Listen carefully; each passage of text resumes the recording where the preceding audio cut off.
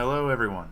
My name is Brandon Ross. I am your host and dungeon master for tonight's episode of BAR20, a show where myself and my friends come together over a virtual tabletop to play Dungeons and Dragons. Now, before we get started, we do have a few announcements, so let me make sure I switch over to proper audio here because we're still growing and learning. And Rick. Hello. Yes, we still have the Twitter, which you can find at Player Hater LLC for all new information on upcoming projects. If you are still looking for recaps or the old episodes, you can find those on YouTube. We have a couple new Twitch commands. If you do !background, it links you to all the information on our wonderful artists' socials, and you can find all the information there. And at !socials, it will link you to our Twitter and YouTube accounts. Awesome. Thank you very much, Rick, for taking care of that. Everybody else, welcome to tonight's episode. Hope you all have had a fantastic week, and I cannot wait to see where my lovely table of adventurers wanders off to as they enter. Pardon me, I'm just really thirsty. As we enter the capital of Thavia. Over the last few sessions, the party came together, converging at a city known as Rasso, a mining city located near the base of the Irania mountain range. After dealing with a few unsavory characters within the mines and actually breaking a potential curse that could have taken over the city, they received some news that things were not well back at the hometown of Cathalia and Kelvin. They quickly made their way back home to find that their parents had been unfortunately slain by a bandit that Cathalia had encountered about roughly a week to week and a half ago, just prior to her arriving in Rasso. Now they are on the road to make it to the capital, and soon they will be walking through the gates, having, through their travels, come across a small elven child known as Irin. The party got the child calmed down, kept him safe, fed, and as they had began to just crest over some grasslands and a hill, before them laid the emerald castle that held the king of this region. So, my lovely party of adventurers, you are probably not but about an hour to a half hour, 45 minutes to an hour away from the city itself. What do you do? What time is it again? I would say, I know you had woken up. The party woke up decently early after having an early bed down. You traveled probably, at this point, roughly a half the day, if my memory serves correctly. Anybody got anything more solid knowledge? I feel like it was a half day travel to get here so far, because you've had the half day. Because you've had a half day travel from Wymore to the forest, a full day of travel through the forest, and then another half would put you close to on point where you're at. So probably I'd say half to 3/4 of the day. Because we'd gotten right outside, and we stopped to come up with a game plan before we traveled into the city because we wanted to have it ready to go before we went in. Who should we dump this child on today? I believe we're going to find a tavern. Yeah. But to start, I think Kelvin should continue to carry Irin. For the simple fact that A, it's going to keep the child safe, but B, it's going to make Kelvin look a lot less dangerous and intimidating if he's carrying a child on his back. I don't know why you think I'm... that's fine. You're a very unique elf. You're a very unique elf, Kelvin. Just want to make sure nobody decides to freak out. That is true. Okay. So, like I said, you're about an hour away from which you'd imagine you'd be able to actually find a front gate once you get closer. Yeah, we'll start moving that in that general direction. I'm not going to have any weapons openly drawn, but I'll have my cloak kind of tucked back to where I can get to my whip easily if I need to. Okay. And I guess I'm going to be kind of leading a little bit. Just a couple steps ahead of Kelvin and Irin. Pick Irin up, put him on my shoulders. Like, now make sure you pay attention. It can get dangerous close to the city. And you can see he's just kind of wide-eyed, seeing the city, just in awe, like, mouth a little agape, just wow. Now, if you see anything, make sure you let us know. Okay. He's starting to get a little excited. No, we'll probably stay off to the side of the group. She's just going to keep her eyes out, keep watch while we get closer. Okay. Is Snow keeping herself covered at this point, too? Oh, yes. Okay. Absolutely. Noted. Cathalio's probably going to be between Kelvin and Tam. Okay. Got it.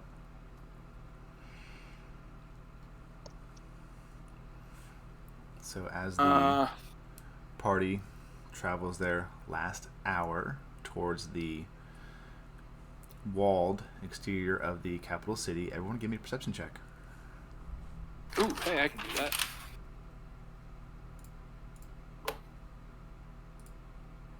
Nope. Do Here I we go get help again. on mine? What was that? Do I get help on mine? No, you do not get help on yours. You mean a child doesn't do anything? Oh, I got worse. Don't worry. Oof. That was not the best. No, Cathalia did good, though. I did pretty decent. Oh, yeah, 16. 16 yeah, is good. Is Irin at least is. getting his own perception check? I did tell him to keep watch. No, he is clearly distracted by the giant city in front of him. I tried. And failed. It was worth a shot. Yeah. Oh, the answer's always no to the questions you don't ask. Correct.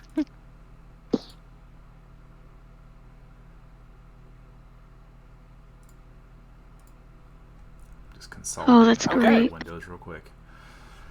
Do what? Great rolls all around, everyone. The two of you got double digits. Yeah. All right, so as you all move up to the city and get closer, I would say that Cathalia and Kelvin would be able to kind of move the group a little bit in a southward direction because you were coming from the east.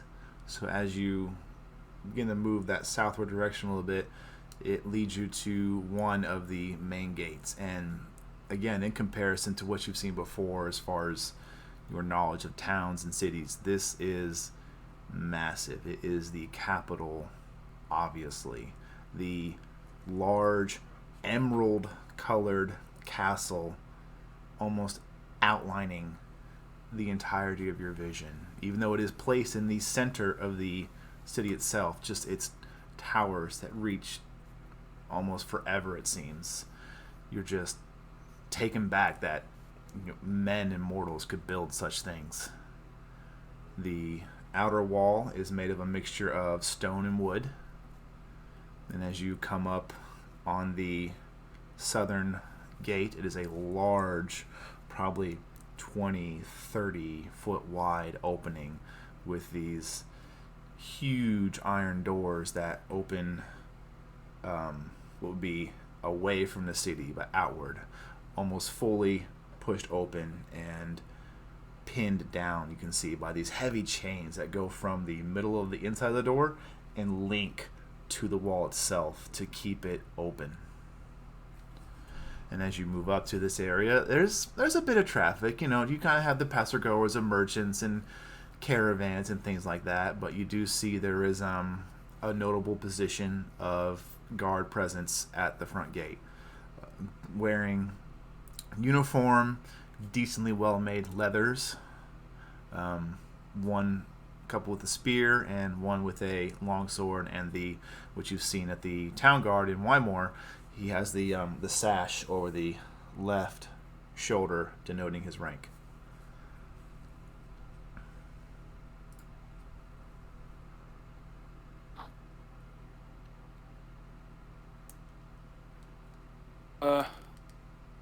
B, you're cutting up real bad. Really Yeah. interesting. Like, after you said longsword and shield, I didn't hear anything else. Am I the only one? Did I cut out for everybody else? I think I heard most of it. Okay. Yeah, I had no issues. Okay. Weird. I got pretty much all of it too. Okay. So I guess it was just me. My bad. All good. Remember, ladies and gentlemen, all donations go towards funding everyone's needs for hardware and software. And internet. And internet. 100% goes directly into the stream.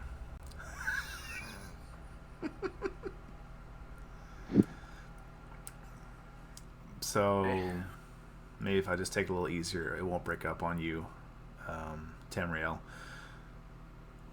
Did you get the gate description?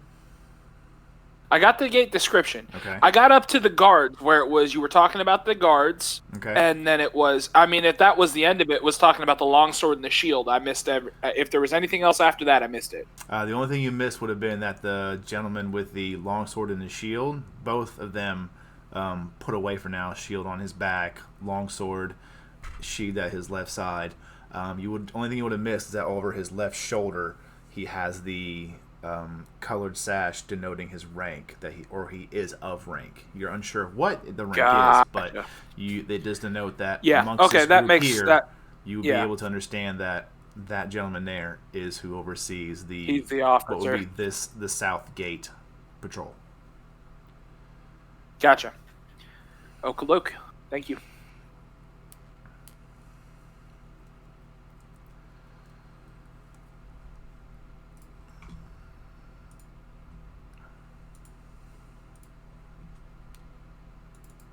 So yeah, so we move our way up to towards the gate.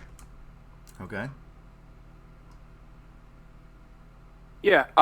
Is there people? Are we being like checked in group by group, or is it just kind of everybody can walk in on their own? Everybody can walk on their own. You can see they're kind of scanning the crowd, but they don't seem to be actively stopping every single person. You can just see their eyes are definitely looking out for anyone that may catch them as off or potentially dangerous. I wouldn't say they're like at a super heightened state of awareness, but they are definitely just make an intelligence check. See what you can surmise from this. Sure. Did you want intelligence or insight? Just intelligence check, straight intelligence. Okay. 15. I would say, as you look at this, you can just tell this is just daily presence. Nothing seems to be, none of the guards look nervous, anxious, or like they're looking for anything particular. They just seem to be scanning and have a presence. Gotcha.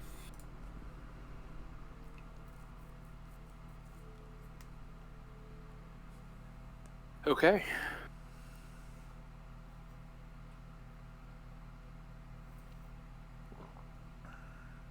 I guess we're going to continue to walk in and start making our way towards the tavern that Cathalia told us about before we entered.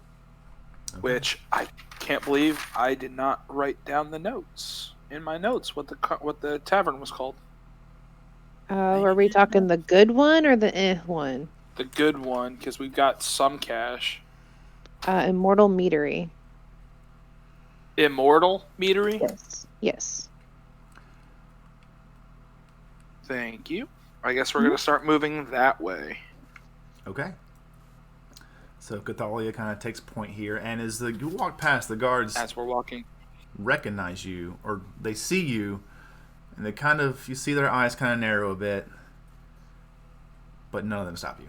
There's a bit of moment of like, oh no, but you press through without issue. In fact, even Cathalia, make a history check.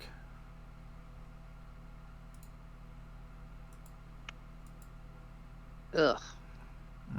Never mind. There's that awkward moment where one of the guards kind of sees you, gives a bit of a smile and a wave, and you're like, hi? Because you have no clue who this is. But he does seem to recognize you.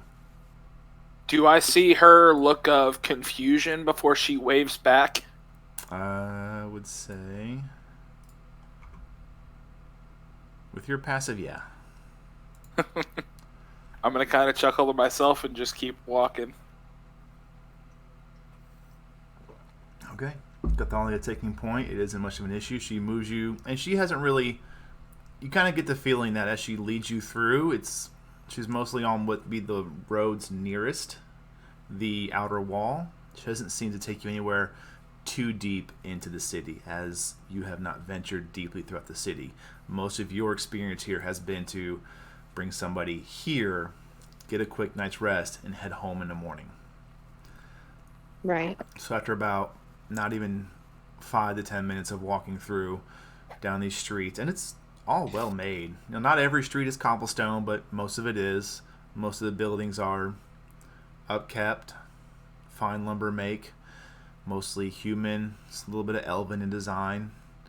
And again, after just a few minutes of walking, by say 5 to 10, you come across a tavern that is at, check my notes here, it's at a bit of a major crossroad, kind of like you imagine like a smaller shopping district. Nothing huge, just a little stop and go. That's the one that's closest to the southern gate. So there is a bit of like a four corners here where two roads intersect. And as you come up to that, you can look to your right as you're coming up. You can look down this much larger, wider intersecting street that is well paved with worked stone. And you can tell it almost seems to run farther into the city and before diverging off. It seems to be definitely a main road. But as you get closer, she kind of points it out, and on the sign it does say the Immortal Meadery, written in, let's check your languages real quick. It's written in Common as well, but the Common part is smaller, almost in larger text above it, kind of curving over, is Elvish, the name of the tavern. I do believe I know who owns this place. I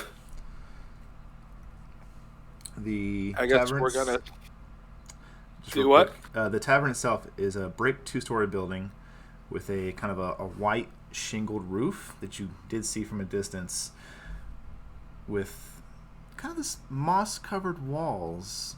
And looking around, you see most buildings here, they're pretty clean and well kept, but the growth here seems to be a little more aesthetic. I wouldn't say out of place, but I would say certainly intentional. Makes it look more homey. It does, yes. Or comfortable, yeah. Can we see where the mosses started? Or where the like the ferns and all that kind of stuff has started, like a starting point? They seem to just move from the ground. Yeah. And then they grow up from what you can imagine would be underneath the road and coming up the wall itself. It does get a bit thinner as it gets higher up the building, and then begins to re-thicken as it gets to the roof, where there is more kind of along the edge of the roof itself. Yes. At this point, as we're admiring this, I'm going to kind of lean over to Snow. Is this your neck of the woods, or is this more arcane? I can certainly find out for you if you would like. More curiosity. Take a nature if check. They're employed. I was gonna say if they get. I was gonna say it's either that or I can actually just cast detect magic on it. You could. Your choice. Let's do nature actually, because I have proficiency in it, so maybe it won't suck. 14. Looking at it, you can tell it's natural moss and everything, but as you look closer, you do see where it seems to be healthier than what you would expect for this kind of area. So you feel like there has been a little bit of druidic Encouragement. nature woven into it. Yeah, some encouragement. Yeah. Some druidic encouragement. That's what we're going to call it. I like it. I'll have to jot that down and put it right up there next to Murder Mittens. I forgot about that. Only here can you get shirt-worthy quotes. Druidic encouragement. Murder Mittens. Roll for initiative. BAR20 apparel will be available early 2022 to 2023. Yeah, right? Right? All right, cool. Well, while No, we're outside... Listen, if we're making shirts, the one that says Murder Mittens is only going to me, alright? Okay. I'll make some decals to go with it. Sweet. So I guess as we're doing this, I'm going to kind of move towards where it is without entering the tavern just yet. Okay. Are there any windows that are facing where we can kind of glance in and see kind of who's inside before we step in? Let me get my notes going here, because I try to always be ready. Especially for this table. Yeah, I asked them big boy questions. 3 DMs and a soon-to-be 4th. Yeah. Let's see here. There is. So there is the front door, and then that door is a little off-center to the right of the building. And then there's actually a much larger open window. Not like open, but unobstructed. Like the curtains are drawn back. And as you look inside, you can see it's a pretty busy place. Not like uncomfortably busy, but it is. There's other patrons. It seems mostly uneventful on the inside. You just see about 2 servants walking around. You can see from here, you would, let me think about the way it's built. You would see the bar in the back, and then anything beyond that, if you want to make a perception check, see how much more you can glean. 15? 15? Okay.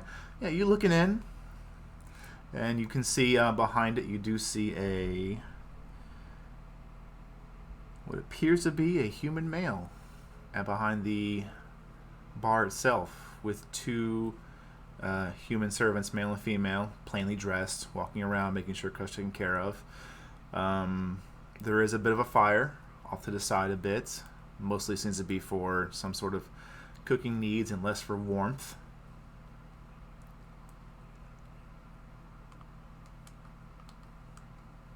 Okay. Do I see any guards in there? Or anyone that looks of a nefarious nature? With that, no. Everyone seems to be just regular sort of townsfolk. Yeah, I was just mostly looking to make sure there weren't any armored guards in there. I would say that most of the patrons here you do see, they're not poorly dressed, but they're also not extravagantly wealthy. Their clothes seem to be well stitched. Middle class. Yeah. I would say it's about now that he's looking for guards that he sees Kelvin walk inside the bar. Okay. Kelvin just goes inside. All right. Oh, you did take the kid down before you went inside, right? Dunk. Oh, yes? No, he did not. You look as you see Aaron kind of rubbing his head, going, "Ow! What, duck!" And he smacks the top of his head a couple times, like, "Duck next time." You're just so tall. He quickly forgets his pain and smiles, like, "I know."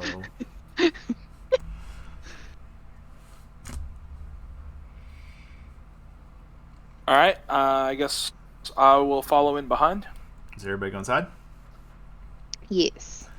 Okay. As you go inside, the first thing you notice is that over the fireplace itself is a well-cleaned, kind of a smaller dragon's head with skull. Oh, skull. Based on the skull structure, would I be able to take a guess at the color? You know, blues have the one big horn kind of in the middle. Black dragons have like the horns that come out of the sides. You know what I mean? I would say because of while it is well cleaned, you can tell it was definitely not well traveled when it reached from where it was slain to this destination. There's a bit of kind of like a missing tooth. Looks like some cracks across the kind of the top where it may have been dropped on accident or during a bar fight. Who knows? Gotcha. Okay. Fair enough. But y'all head inside. You do see behind the counter a human male.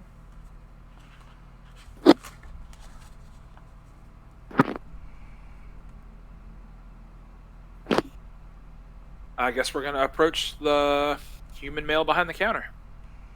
All right. Are there seats at the bar enough for us? I would say if you or do we need to sit sat at a little table? to the left, yes. Like there seems to be two individuals kind of center, and then to their right a space or two, but then to the left of them would be most of the seats open. So there are 5 seats open? Yes. Okay, as we kind of walk around, I'm going to sit in the seat probably closest to where the bartender is, and I'm going to pull Erin up into the seat next to me. Okay. Like the seat next to mine. He's not sitting in my seat with me. Right. That would be weird. Okay. All right.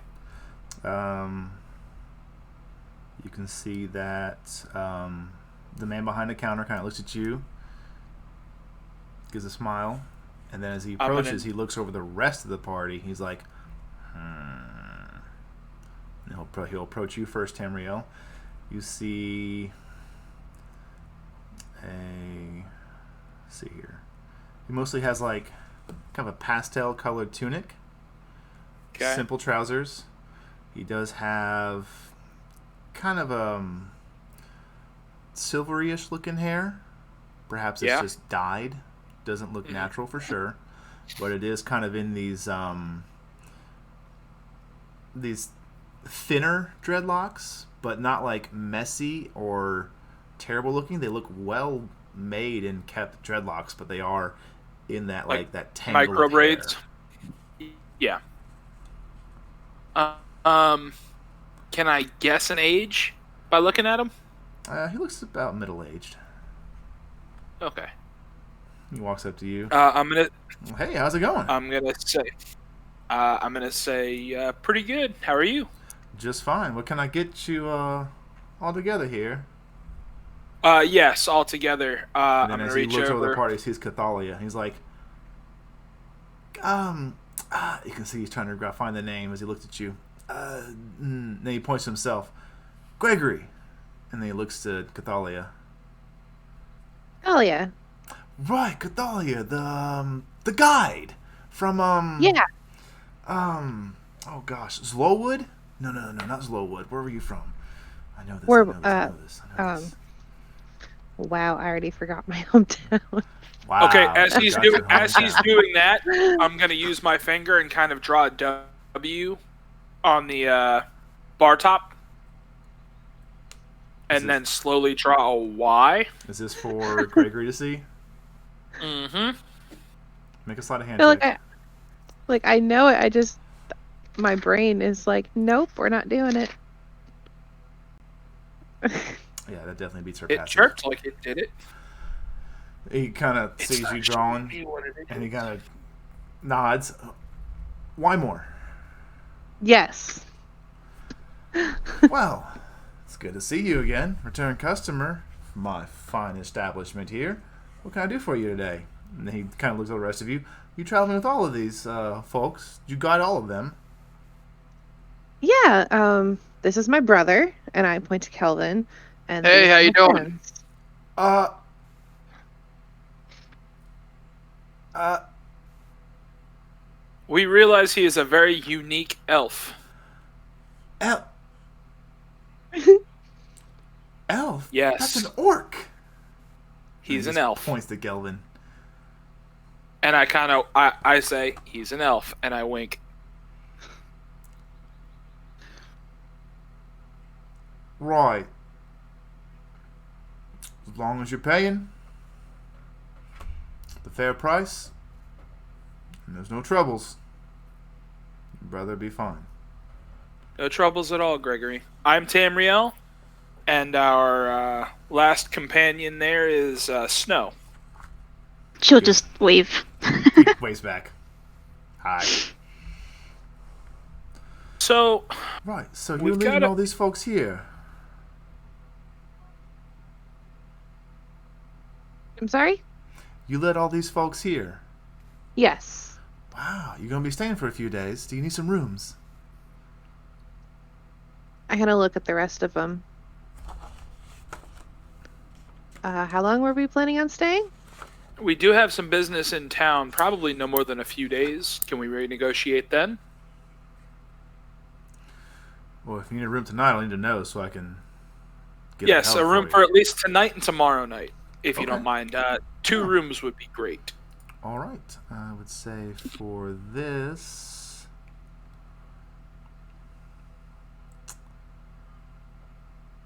um, 5 rooms.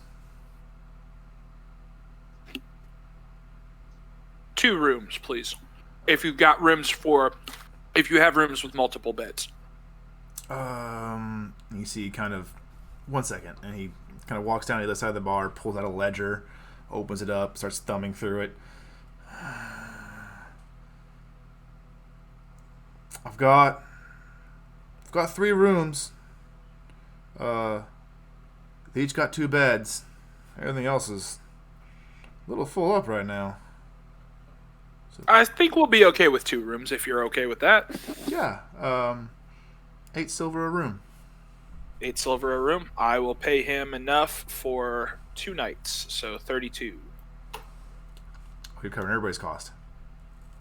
Yeah, Okay. just we can square up later, but for right now, just to kind of speed things along, All right. I'll go ahead and cover it. He takes the 8 silver, puts it into a pouch, kind of hides it under the counter, then comes back with 2 keys, and hands it to you, Tamriel, because you paid. Here you go. Alrighty. Right upstairs. They're both at the end of the hall, across from each other, so pretty convenient on that Excellent. one. Thank you. We'll Right. go put our things down, and then a couple of us will come down and talk to you. I have a couple of questions for you, if you don't mind. Sure. Thank you. All right. I will give the other key to Cathalia and Snow, and I look at Erin and Kelvin, and I kind of wink at Erin and go, "Kelvin, you're taking the floor."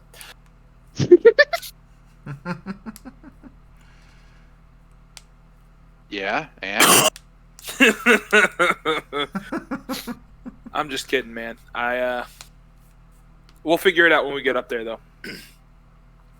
And we kind of go up and put our stuff down, or at least Okay. I'm going to go up, my stuff down, stash my pack, and make sure that I've got my money, my journal, and my short swords, my crossbow, and my whip.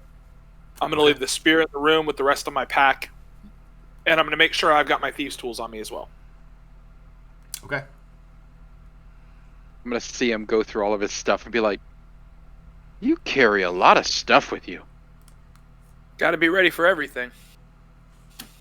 I guess. So I put my backpack down. And That's it. all. Yeah. Snow, Cathalia.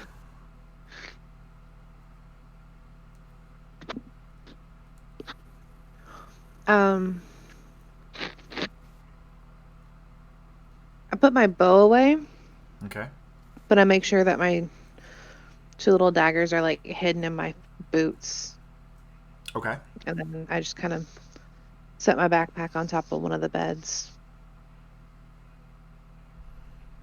Snow only has daggers, so she's going to keep her daggers on her and do the same. So you guys you'll just obsolete the rest of your stuff. Your bedrolls, Yeah. your rations, things like that. Okay. Mhm. All right. So you guys find your rooms. You pretty much unload your luggage except for your daily needs, and Yep. then head back downstairs. I am going to leave Ian upstairs. I'm going to tell him, hang out for a second, bud. We got to go talk to the barkeep about a few things just to square away, food and stuff. You just hang out here. We'll be right up, okay? And I look at the rest of the group unless someone wants to sit behind with Ian and hang out. You can keep an eye on him for a little bit. Okay. So then I guess the three of us will head downstairs. Yep. Okay. Snow's just basically gonna play with Ian until they come back. Okay. She's a cat. She has a tail. I'm pretty sure that's entertaining to a child. Oh yeah, he has never seen Sebastian before. He is enthralled with whatever entertainment you Awesome. provide for this child. Uh-huh. When this kid is enthralled, it's entertaining. But when I was asking what was going on, it was racist. Yep. It was how you worded it. So now you guys head downstairs, back to the bar. I imagine, back to Gregory. Yes, back to Gregory. All right. He is there, and he just seems to be kind of serving a drink here and there, filling various tankards. I wouldn't say it's like busy, but you can see where, this place is able to keep its doors open through just smooth business. Nothing hectic, just people coming in, people going.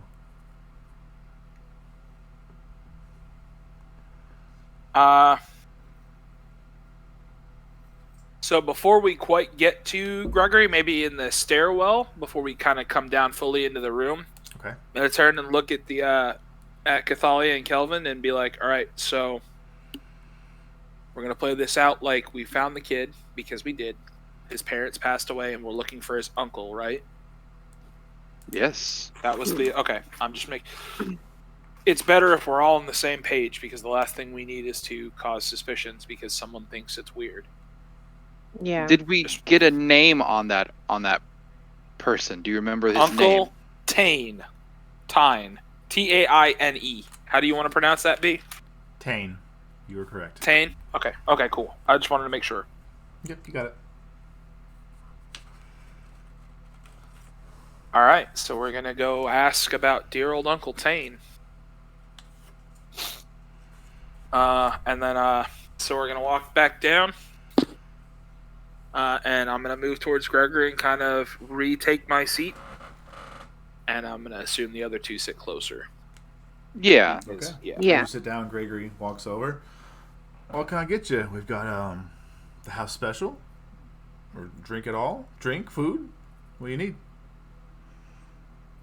Some questions answered. We might get some food when our other two companions come down, but we wanted to talk about something with you that we didn't want to upset the young boy that was with us, Ian. Okay. We found him on our travels here. He was dirty, kind of beaten up, malnourished. We're pretty sure his parents are gone. He did tell us that he has an uncle that lives in the capital, and we were wondering if you might have heard of him. And then I kind of give a general description of Taine and give him the name Taine. Okay. Yes, he wouldn't stop talking about his uncle from the big city. Yes. Right. Make a deception check. Who? Who's ever telling the bulk of this story? Do I get advantage because he's helping? Because Kelvin is helping me tell this story? And I really haven't lied yet. Except for the Taine. Okay, no, I didn't. Yeah, You're no, right. it's There we go. Yeah, with advantage. Do I get it with advantage or straight roll? I would say because you have Cathalia there, even though she's not helping, just her overall presence and that kind of established trust there. Since Kelvin did chime in, I'll give you the advantage. Because I didn't need it. That's a 19. All right. He kind of looks you over, listens to your words. You can kind of see that bit of questioning begin to come through in his expressions and body language. And then he looks to Kelvin. It gets a little worse. And then he looks at Cathalia. He's like, well, that's Cathalia. You can kind of see the mental process in his head. Then he kind of thinks for a moment. Kind of shakes his head. No, doesn't sound too familiar. But I mean, it's a big place. I'm sure there's people I haven't heard of. If you want to try and find them, maybe get to the guard stations. Maybe they can put out a poster or some information. Maybe talk to the a town crier. Maybe they can run a story back. While we're moving around, would it be possible for him to stay here and you kind of keep an eye on him? I don't want Aaron to get lost or hurt. Right. But we do need to find his uncle. I'm not really a babysitter. I run a bar, tavern. You're absolutely right. Do you right. know anyone in town that would be able to help us with that? Well, I would say if you don't really have too much attachments with the kid, probably try one of the orphanages. Maybe they'll hold on to him until you find his uncle, or just, little coin goes a long way. Maybe they can find the uncle for you.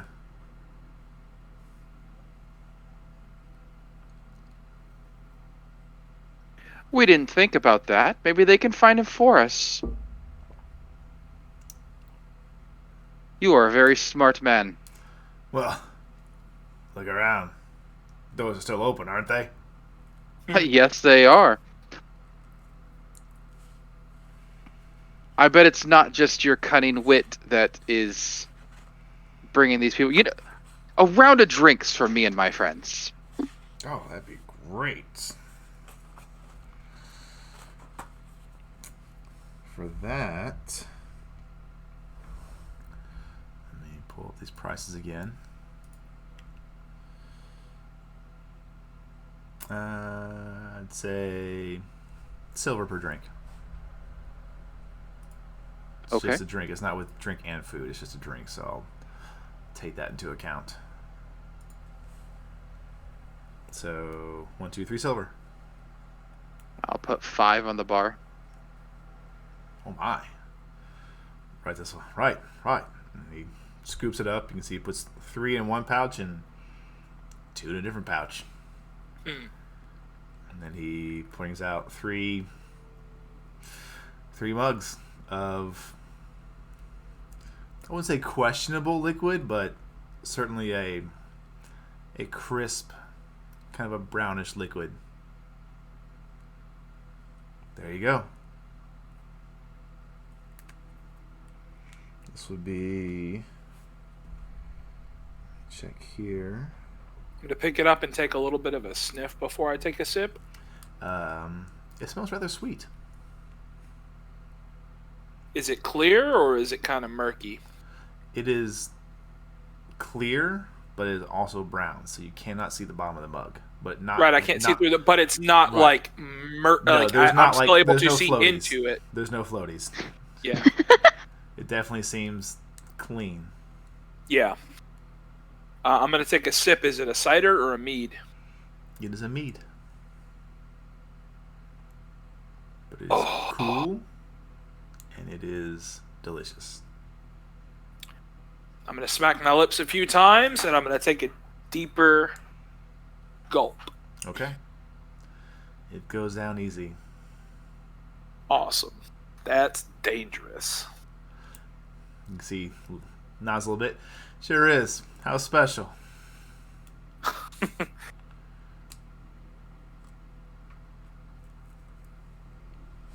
I will also take a drink. You, who has not drank much at all, probably, in your life, is a different sensation. It is... Oh. It is sweet, but it is definitely strong on the back end. Like, the tip of your tongue and the first, like, good part of a gulp is, oh man, this is good. This is like honey if it was water. And then the mead part hits. And Ooh. oof. For you, Oh my. oof. I Cathalia, look you're over used at to, him and I smile and I'm like, "You all right?" yeah, Cathalia, you're used to this drink. This is the one you get every time. This is good for you. You all right, big brother? Yes, this. Oh, it's delicious. Deception. There's no need to roll. You can tell he's lying.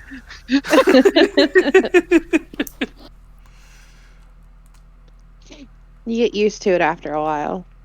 I don't know about that. Oh, this doesn't take much to get used to as I finish my mug.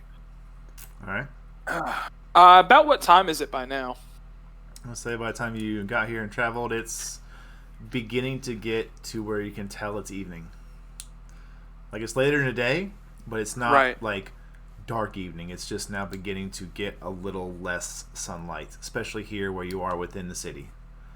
The Gotcha. larger buildings surrounding as they move towards the center castle structure, casting the shadow down. It's still light, but I would say you're definitely in a bit of a darker area just due to the structure around you.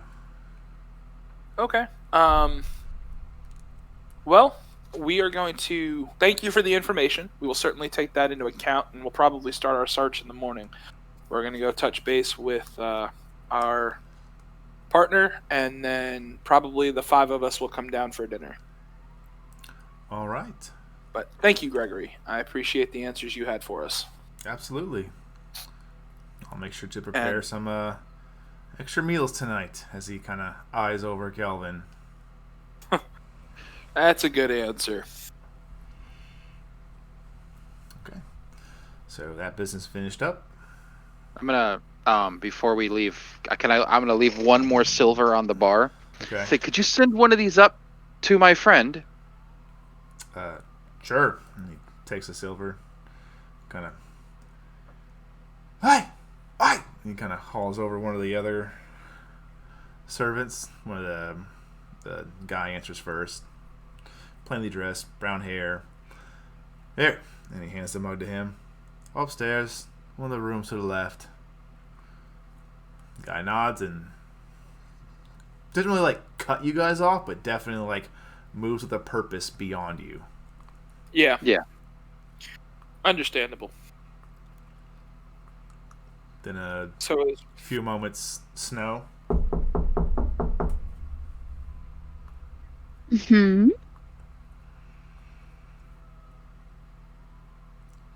Got a drink here. Someone in there?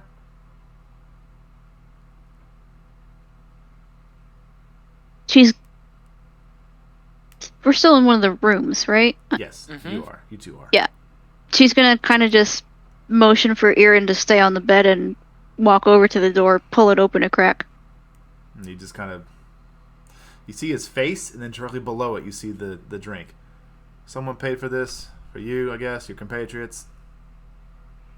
Highly appreciated. Thank you for delivering. And I'll actually just toss him a silver and take the drink. He drops the silver and hands you the drink, and then you see him pick the silver up. Thank you. Walks off. we are making it rain in here, man. You are mostly. This is the first time I've actually paid for something. Not wrong. That is also probably the most this kid has ever seen in like a week. Yeah, he probably gets paid like 2 copper a day. You are also not wrong. She's actually probably gonna turn to Erin. Would you like any drink? We'll get dinner shortly, I'm sure.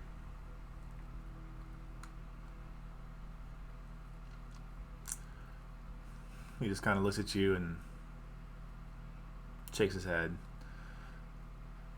Well, this one's... We'll be down there shortly. This one's for me, so hands Okay. off, alright? Okay. And he's already trying to, like, swat at your tail. Mm-hmm. Of course. I'd say probably about this time we're walking back into the room as we pass. Yeah, you pass the other guy. boy, You yeah. see him. He's kind of pocketing something. You're not sure what it is, and he's kind of looking around a little bit and moves past all of you.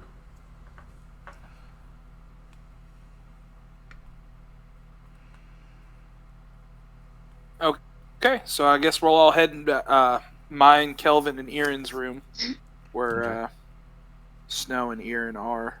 All right, all of you gather into this room, and it's larger than what you had stayed in Wymore, but with all of you and Not Erin, massive. it's a little Cramped, Little but crowded. it's easier for us to talk. Yeah. Definitely. We get in, shut the door, and I'm going to actually drag my pack over and kind of put it at the base of the door to kind of cover that crack, just to kind of muffle any kind of extra sound that may be coming out of the room while we're talking. Okay. And then I guess we'll sit down at the table or sit down on the beds and just tell Snow what we were kind of being told downstairs a little bit. He's not heard of our friend that we're looking for, but he made a few suggestions that may or may not pan out. I'm guessing our friend is not going to be too keen to be known by the guards, and plus asking about that might tip our hand a little bit that we're not being wholly truthful. Town criers might also be out, but we could probably go to some less than stellar taverns and bars and kind of take a look that way. They suggested we leave Erin with an orphanage, which I'm not really hyped to. But There's a fat chance that we can leave him there and they won't do anything. Well, not just that. I don't want him getting hurt. They've got enough other kids and enough other things to keep an eye on. Maybe we can find, I don't know, an old maid or an old nurse that can keep an eye on him for some coin a day. That might actually be something else to consider. If we can find a clinic, they usually would take in refugees, which he could technically be considered. Very true. Either way, I want to get somewhere where someone can keep an eye on him, because I just want to make sure that we're doing right by this kid. He doesn't need to be abandoned again. Agreed. He's a good kid. I ruffle his hair a little bit. Yes, well, this good kid over here is very hungry for some dinner, so we might want to sort that soon. Yeah, we'll get everybody. We'll go downstairs and eat, and then maybe he can crash while the grown-ups talk for a couple of minutes. Kind of formulate our game plan for tomorrow. Finalize a few details.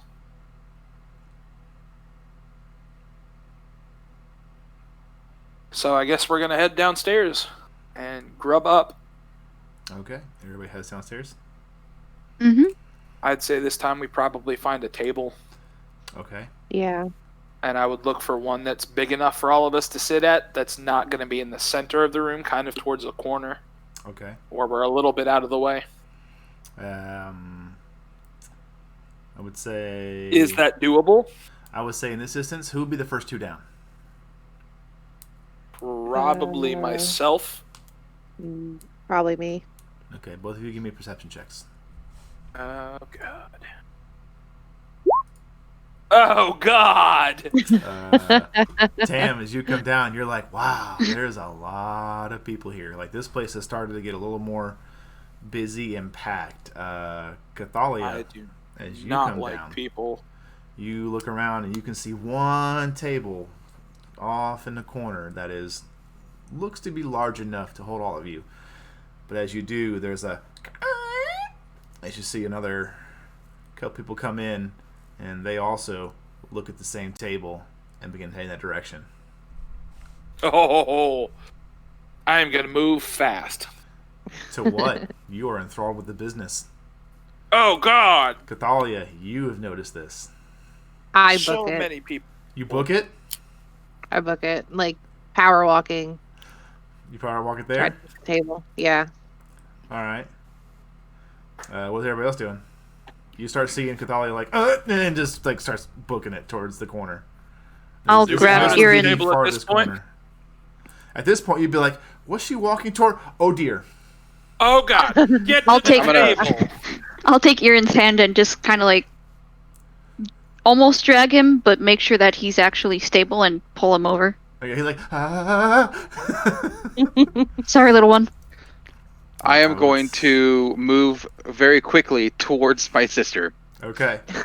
and stand next to her at this table. As we move quickly, I'm going to yell out loud, "Dibs!" Okay. Introducing Dibs to D&D. Absolutely. Make an Canon. intimidation check. Intimidation.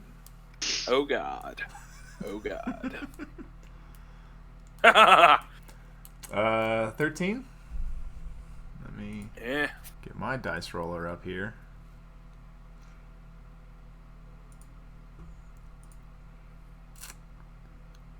Ooh. As you yell out "dibs," you can see this, and it's like a gathering of about 4 individuals, which would be 2 couples, male, female, and then they're both dressed a little more uppity than the rest. And as you both they have kind of did that lock eyes moment, and then you both started power rushing to the table. You just go "dibs," and they look at you, and they're like a little hesitant, and that gives enough. They don't stop moving fully, but their hesitation sets in, and it gives Cathalia enough time to kind of go in with the hand and grab the table and pull it out. And I would say she probably quickly like grabs her brother by the small of the back and shoves him into the chair. I'll look over. Totally what I do. I will look over towards them and just go, "Seats taken." You do that, and like I said, they never stopped in their movement, so by now they come to the table and they look at all of you and they're like, "We'll set the bar, thank you," and they walk off. Before they walk too far off, I'm going to give them 4 silver. First drinks on me, thanks. Oh, it's very kind of you. Thank you. As I then sit down and look at the rest of the party, I am not paying for dinner. I have paid for the rooms. I have bribed people to not be afraid of us. I am done for today. Out of curiosity, Mm-hmm. just is Erin actually big enough to reach the table? If How he old is sits he? in Did we ever somebody's lap, yes. Did What we was it? ever establish like how old he was? We don't You know. Did not. Okay. I was going to say, based on how you talked, I assumed he was between 5 and 7. And how he talked, I would assume between 5 and 7. Am I correct in my assumption? You're pretty close to what I had Okay. imagined. Cool. But all of you, get your well-earned seats. What kind of? I'll look down at Erin. Do you want to sit with me or do you want to sit with Kelvin? And you can see he looks at you, and then to Kelvin, and then his eyes kind of look at you, and then back to Kelvin. And you see him like, slowly migrate towards Kelvin. You'll probably reach the table better with him. Go sit over there. Thank you. And he just scrambles onto Kelvin's lap like, Ah, you're so big. ah! Ah. And he just kind of sits in your lap. Does that like behind the head look up at you? Hi.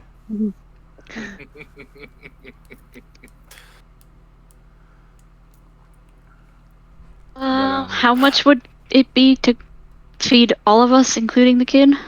I would say here, as you're thinking about this, the female servant comes up. She's got, once again, plainer clothes, has that like a kind of a brown cloth apron on, blonde hair, kind of greenish looking eyes. She's got she has one drink in her hand, but then a couple of like empty plates in her other ones. What can I get for all of you tonight? Our specials are the Let's see here. The beetroot soup, the sausage plate, and for desserts we have a chocolate casserole. We also have other things as well, but those are kind of the house specials. Chocolate casserole.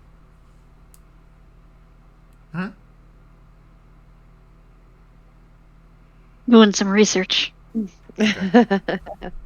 Oh, that actually looks really good.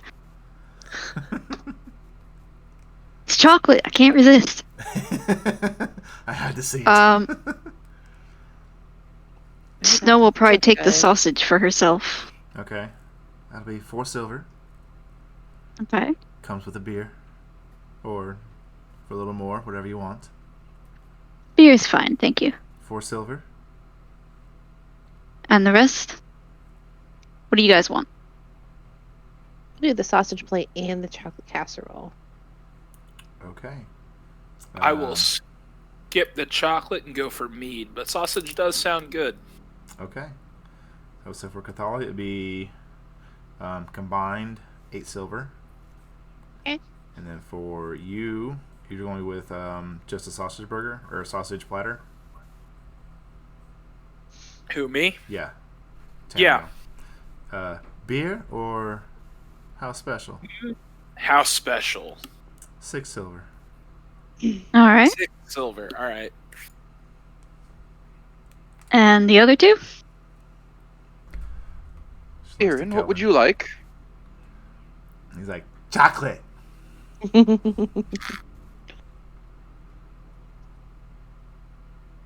That's all he says. He's just happy to have. She's like, I want chocolate.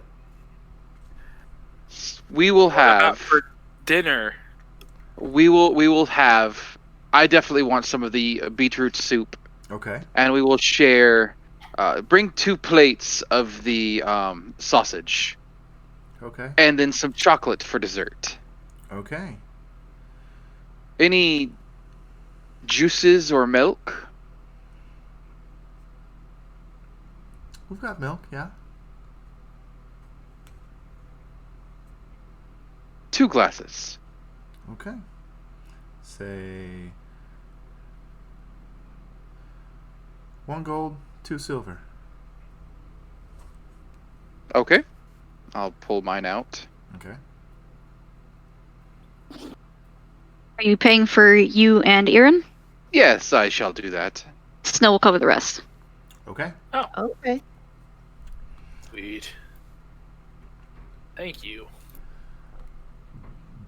She takes all your payments, and you see her go directly from your table straight to the kitchen. Awesome.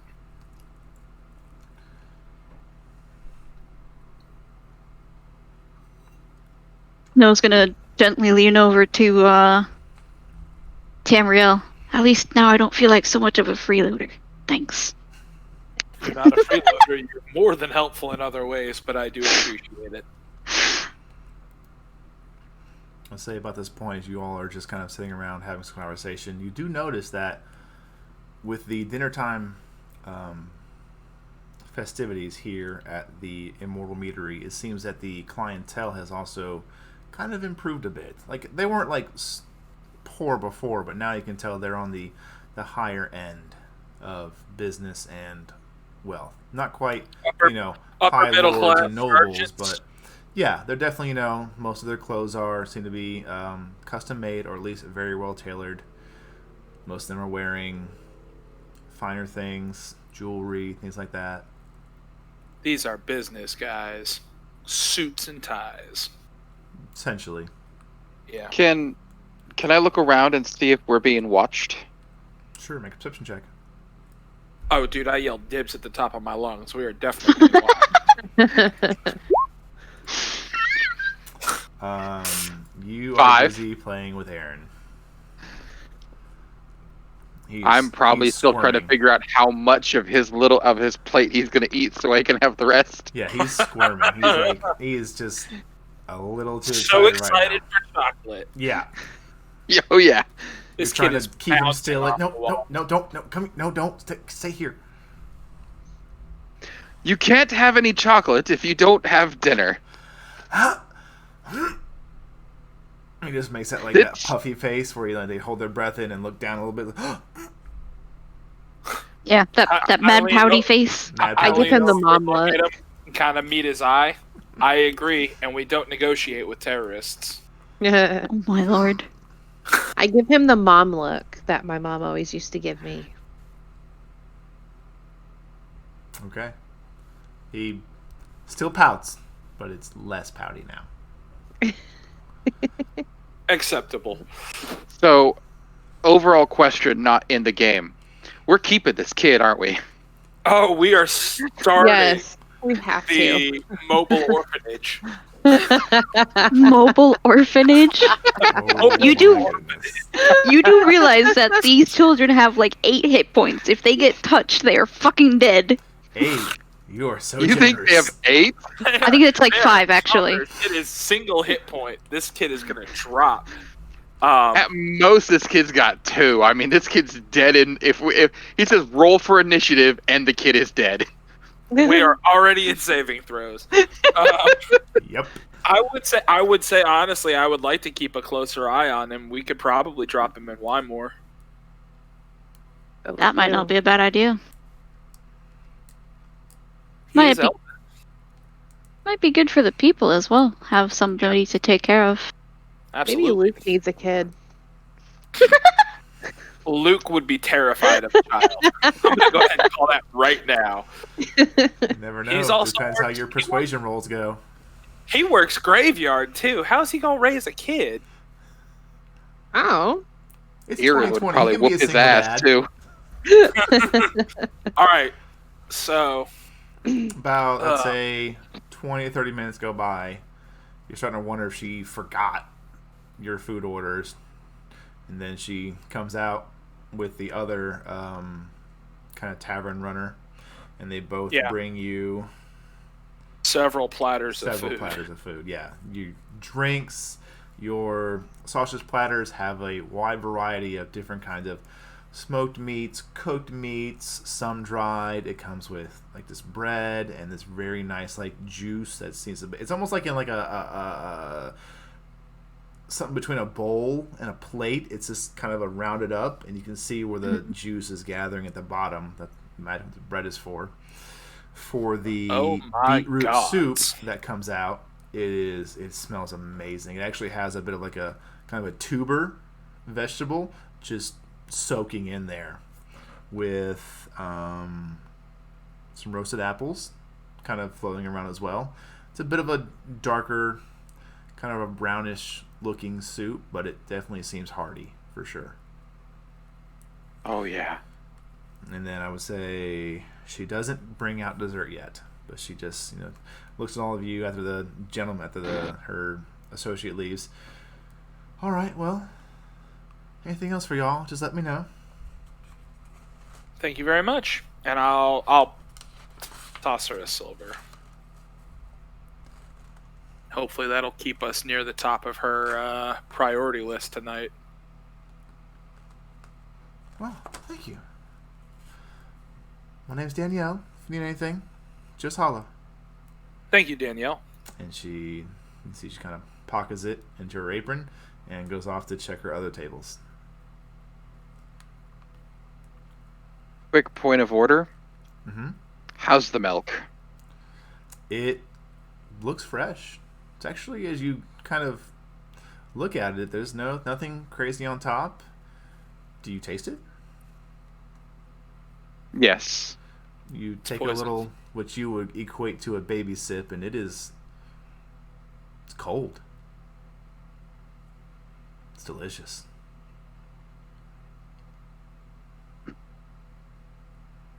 Well, eat up, Aaron. The milk is good. You The look food down is and there is already amazing. food going into him. He is just he did not wait for you. Devouring. Yeah, I don't think there's going to be much left for you to munch on after he's done. Well, that's why I got the soup and a plate for myself. 2 plates for yourself. You got two of Well, the... one plate's for him. Yeah, one sausage plate was for him. One sausage plate was for me, and the soup was for me. Okay, I misunderstood that because he would have reached for the soup. If he's grabbing after my soup, he can have some soup, but I'm taking some soup too. He will have. Being a kid, he's just gonna grab whatever's closest. So he's gonna have some of your soup. He's gonna have some of your some of that kind of a variety mixed meats platter you ordered. But he doesn't power through much. He gasses out pretty quick. He's a kid. Yeah. With the rest of you, dinner is served, and it is. If you just choose to dig in, it is delicious, well made. Yes. I'm gonna offer some of my my beetroot soup to my sister. Huh? I take a bite. It's pretty good. Noah's making faces as she watches that exchange. I would say Snow and Cathalia, with your passive perceptions, I would say you do kind of pick up on some of the various conversations being held near you. Both of you would hear about how there was a new owner for a jewelry shop nearby after the last one had seemed to almost out of nowhere up and left. You hear that there has been a bit of a increased guard presence, and you hear just other like casual conversation about the war in the north. They're thankful that Thavia isn't getting involved. That seems to be just like a Bragos and Zotaris situation. As long as they keep themselves, no one really seems to care. And if you want to glean, if any of those pique your interest, you're welcome to make a perception check. Snow will make one. Because you said that was between Bragos and Zotaris? Yes. Yeah, I was about to ask the same thing. Notes. Okay. Would we have heard about this war anytime before now, or no? You would have heard about some of the skirmishes that happened. There definitely were still those information being passed down in Rasso. But again, it's mostly between that point of the river there, the top northern part of the map. Right. Have they had any mention of why these two are fighting? Or do we not know that right now? I would say that you have no idea. You just know that it's about... They're just sparking. Yeah. There's been some... I would say with the two of you, with the lifestyles you lived, you would know that there's been kind of an ongoing back and forth struggle for control of that river point up there where you see Dreadshire is. Mm-hmm. That is the main entry point for the continent to push goods by boat throughout the entirety of the continent. Makes sense. And that is that would be the most logical conclusion you would come to after hearing about probably about 3 to 5 years worth of like skirmishes, not outright we're going to take you over, but within the last about 6 months to a year, it's been ramping up to be more aggressive. Snow would probably make a perception check just to make sure that it would not be affecting her tribe. Go ahead. Detrimentally. Just a moment. Had to remember what was in my brain. There we go. Perception check. What is brain? What is brain? 17. Well done. Nice roll. I say with that, you would be able to, as they're talking and you're kind of putting two and two together, most of the conflicts seem to be beyond the borders of Thavia. They are definitely right there on that river line between Bragos and Zotaris.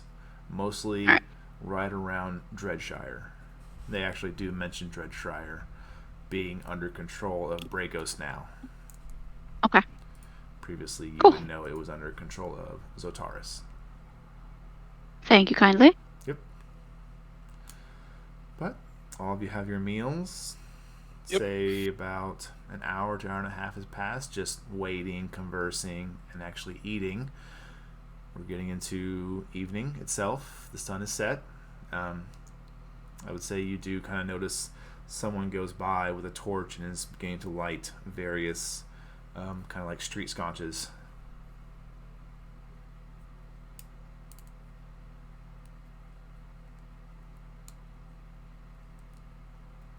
Has the tavern started to empty out a little bit yet, or no?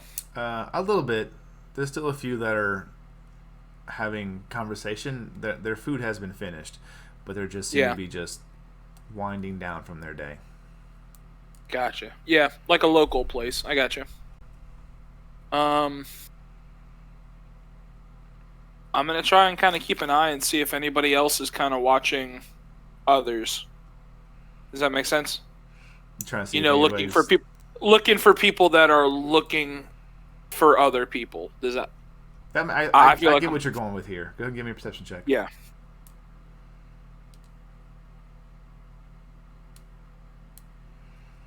18. bad. Not bad at all. I will say, as you are looking around, you do notice, kind of closer to the front door at one of the smaller tables, a pair of individuals.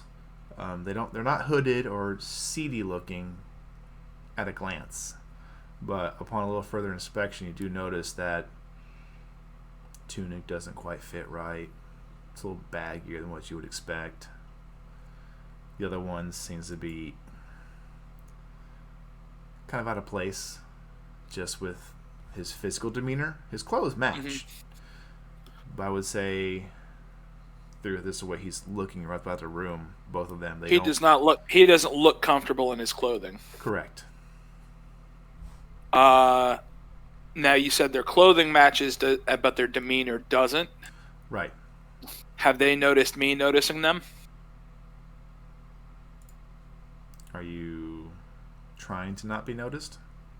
I mean, I'm just kind of like, I guess, leaning back in my chair at this point, kind of nonchalant, relaxed. Okay. So I'm not like trying to be stealthy about my glances, but I'm definitely not like staring directly at them. I'm trying to keep it kind of just like I'm keeping an eye over everything, like a kind of a tourist. Okay. They do notice you, but there's not a prolonged Look, perception. like we're not keeping eyes. Like yeah, they see you. The two of you don't quite lock eyes, but you see them looking your direction, and then they kind of look over the table, and then their eyes move on elsewhere, kind of looking about the room. Okay.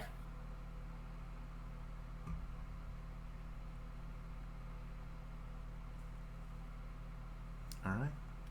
Who am I sitting next to? I would say.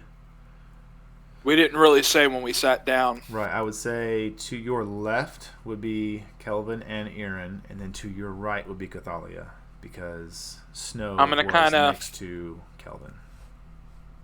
I'm going to tap Cathalia's hand with like my pinky to Okay. try and kind of gently get her attention. Okay.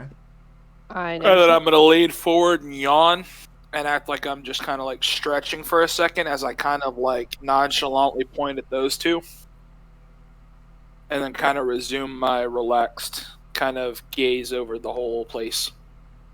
Are they sitting at a table? They're sitting at like a smaller table, designed for just like 2 or 3 people. Yeah. And I do that, and then I just kind of lean back a little bit and gently whisper,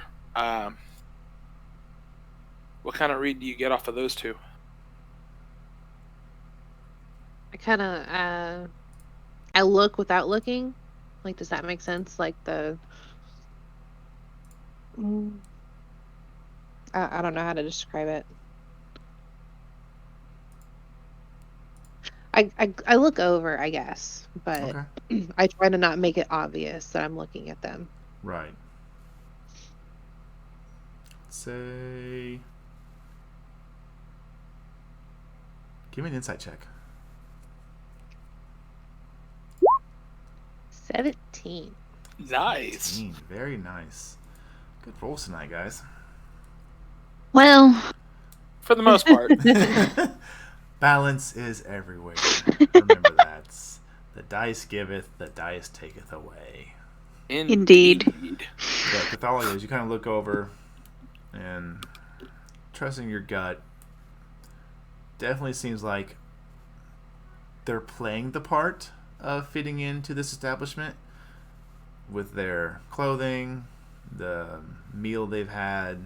They definitely don't seem to be short of coin, but just the way their physical demeanor is, they definitely strike you as someone who is here to look for potential targets.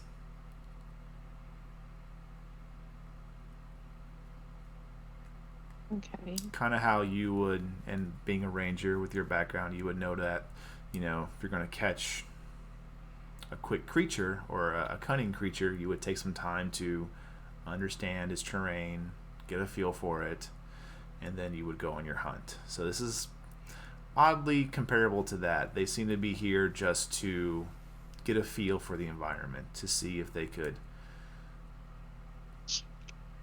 profit from anybody here through potential illegal methods. Okay.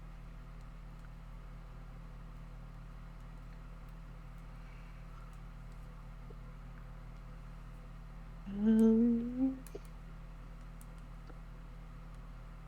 kind of lean forward, like pushing stuff around on my plate, and I look down, but over, also kind of like tilt my head over, almost. Okay. And I relay all of that to Tamriel. Just because that was a lot. I don't want to say it all. Okay. So you can Yeah, that's convey kind that of information.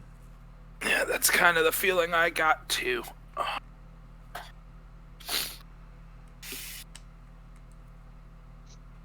So here's the question.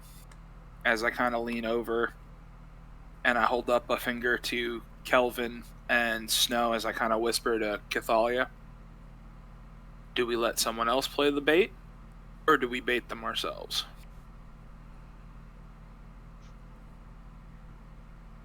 And I kind of lean back and kind of, in a not cocky but confident way, kind of drop my arm around her so that it doesn't look super out of place that I whispered into her ear.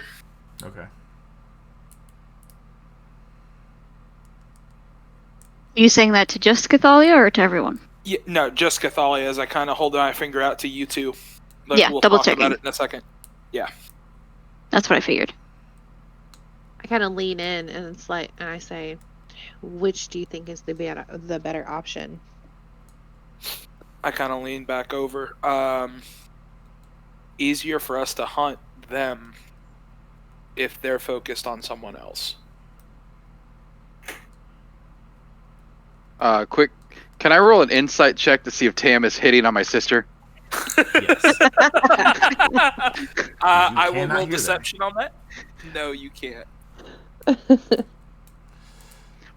This motherfucker. That's intimidation. That's insight. Yeah. Oh That was no, only it's, one. Hey, buddy. it's so yeah. So no, that's that. Take 5 away from that. It's a 3. It's a 3. Ooh. He's hitting Yeah. on your sister. Oh yeah. He is. I this- thought we were hitting on friends. your sister. Can I make this worse by winking at him? Well, you see, Tam, as you're having this conversation about how you guys are going to potentially approach these. Maybe they're bandits, maybe they're pickpockets, maybe they're just common criminals. You don't know. But as you're having this conversation with Cathalia, kind of in hushed tone, a little closer to each other, You do kind of look over to Kelvin, and you see he is just staring you down. Just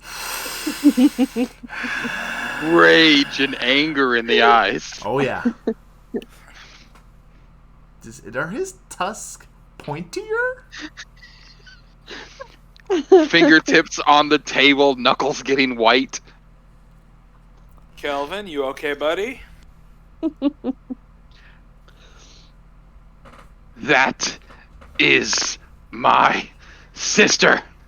You're absolutely right. I don't know why that's a problem. No. Because I have genuinely no idea why he's getting mad. I would have know. no clue. That's a great response. There's just this look of dumbfoundedness, like, Oh my god. what the hell? Yeah, like in other earth-shattering epiphanies, the sky is blue. No, like on both of our faces. We're both. Yeah. You're like, what is he talking about? And I'm like, how does he not know why I'm mad? How is he this nonchalant? Yeah. Wow, Show because enough. I'm a heartbreaker.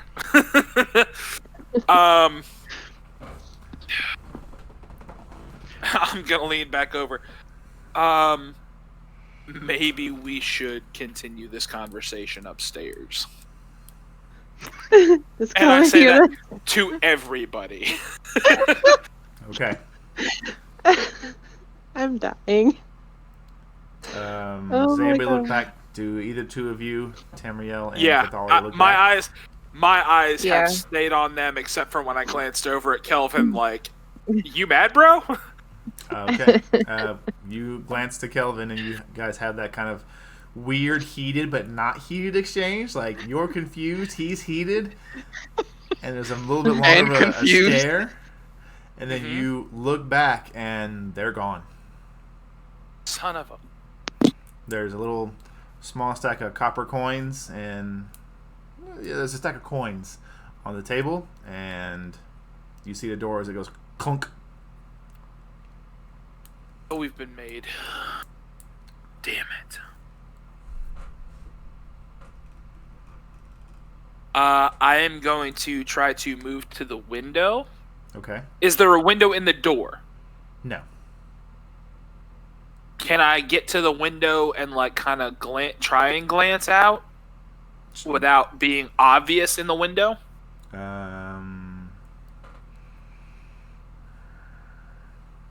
Make a stealth check.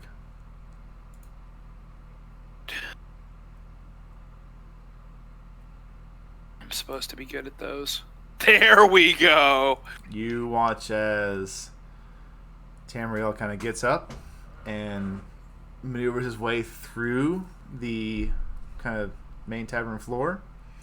He gets to the window, and you kind of press yourself against one of the walls as you look out. Mhm. Give me a perception check. Oh god. Great to get there. Garbage of a roll. Called it.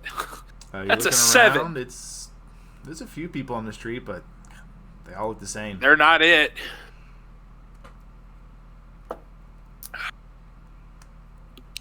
Gonna kind of shake my head, look over at Cathalia, and kind of draw my hand across my neck like it's a no-go. Okay. When he got up, I just kind of like, right now, you're flirting with him? What? Right, I just saw you. That wasn't flirting. Okay. Do I hear this part as I'm walking back? Kelvin, are you being quiet? Eh. I'm talking to my sister, but I'm not trying to make everybody hear it. You can see them talking as you look back, but you're not sure about what. I do push, kind of throw my finger back and point towards the area that, he's in, but also the other people were in. We were talking about those guys that were sitting over there. trying to not be obvious. And I'm going to sit down. Well, that would have been a lot easier had they not spotted us and realized it. Dang it. They're gone. They won't be gone for long. If they are indeed hunting, they'll be back. Or they'll hunt somewhere else. Or they'll wait and they'll grab someone as they're leaving. Either way, they've escaped our net tonight. Let's get upstairs. Let's get Aaron some sleep. He looks like he's eaten about his weight in chocolate tonight. Yeah, there is I kinda a ruffle his hair. visible chocolate smear around his mouth and his We hands. should probably get him is- cleaned up first. Is he asleep on the table at this point from like sugar overload? You can see the eyes get a little droopy, but because you were moving around so much to have a conversation with your sister, he's like,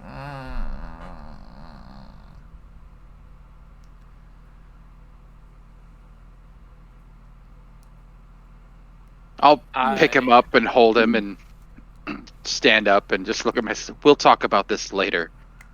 And then just walk away. Okay. So you head I gotta do upstairs? the hand thing, like, what? I'm going to kind of walk over to Cathalia and go, what was that about? Apparently, we were flirting. I just deep belly laugh. Deep belly laugh. Everybody's hearing me laugh at this point. Oh, yeah. You hear a few more of them. They don't even know why you're laughing. They start laughing too, and they raise their drinks. They say, "Hey!" And I point, and to you. The guy's pretty far gone. Yeah. I'm going to lean over to Cathalia. While I'm certainly flattered, you're a little young for me. And I'm going to keep moving. So you head upstairs as well? Yeah. Yeah. Okay. I'll be a Ladies? couple feet behind him. Okay. You Yep. head upstairs? And you head upstairs? Okay. Before we move on, we're going to take a quick 10-minute break. I'm sure everybody could use one. I know Yes. I need Yeah. to get some more water for sure. Yes. So we're going to take a quick 10-minute break, everybody. Be back here momentarily. Thank you for hanging out, and look forward to seeing the second half of tonight's episode. See you in a bit. Yee.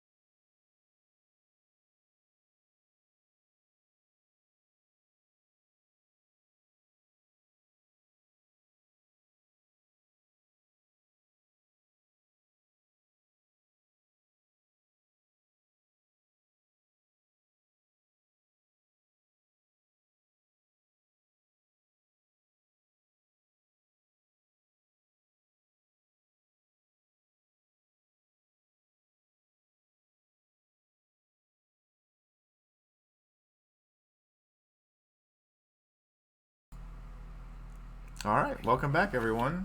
Thank you for hanging out through our break. Hope you enjoyed some of the music that was playing.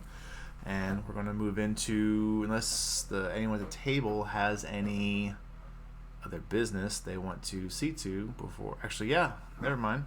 All of you go upstairs. Do you go to your respective rooms? Yeah, I assume so. Yeah. I look at them and I say, we'll be over in just a second. We're going to put Erin down. Okay. You're going to kill the kid? Jeez. No, we've put in a lot of work, and he's going to be the beginning of our orphanage. It's a different kind of put down. Mobile or otherwise, we are going to let the child rest in a bed. Okay. Listen, Tam was the one who wanted to Hansel and Gretel this kid, so I wouldn't put it past him. Hansel and Gretel. Easy enough. You do you get him cleaned up? Or you just put him in bed. Prestidigitation. I was gonna say I kind of look over at Kelvin and kind of mouth, "Thank you." Kelvin just kind of does his. This is it. Verbal somatic or just verbal? Just somatic? I don't remember. It's verbal somatic, so hand motions and. Yeah, you make your hand motions. Bula, you bula, your bula. words, and the kid is spotless. And he doesn't care because he's like droopy-eyed already as you have laid him down. You clean him up with your... Put him in. Magic. Yep. He's out pretty quick. I kind of make sure I tuck him in. Okay. Make sure. Is there a window in our room? In yours, there Yes. would not be. Okay.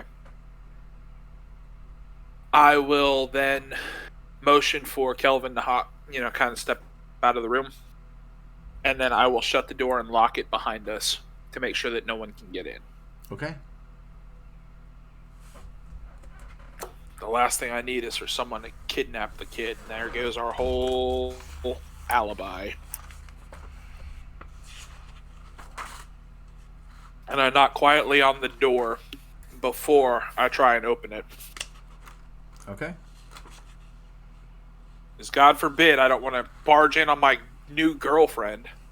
All right. Snow and Cathalia, is there anything you guys want to handle before we move forward to the gentleman knocking on your door? I hang my cloak up. That's about it. Yeah, just getting comfy waiting for them while they Okay. take care of Erin. A few moments pass.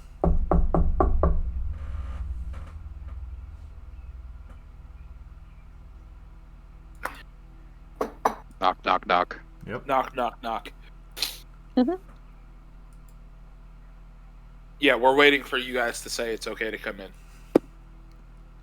You hear a knock at Oh. your door. Just, I go open it just a little bit, and I see Maybe they weren't dressed. the rest of the way. That's why we're giving them a second.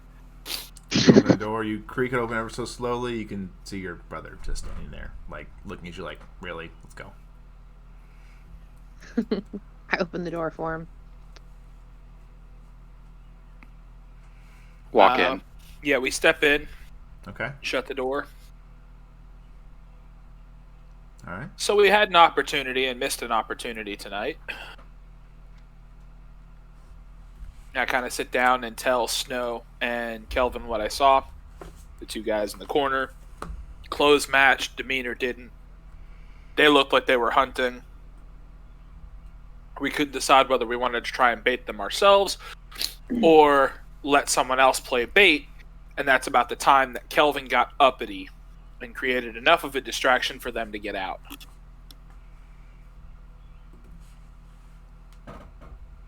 Kind of looking around like I'm not even paying attention, but, in that, I didn't do it wrong.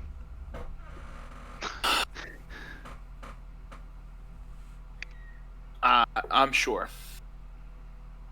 But regardless of right, wrong, or indifferent, they did get away.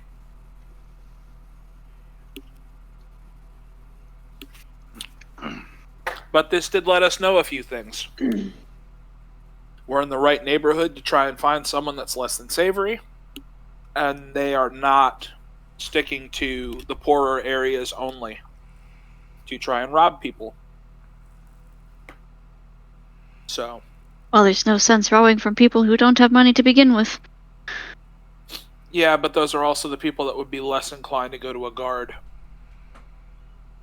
But we can debate the semantics of evil at another time. Is this something that we want to keep watch on tonight? Tonight's probably a lost cause. But maybe with different clothing or sitting in a different area, or we separate, divide and conquer, we might be able to spot them here or another tavern another night.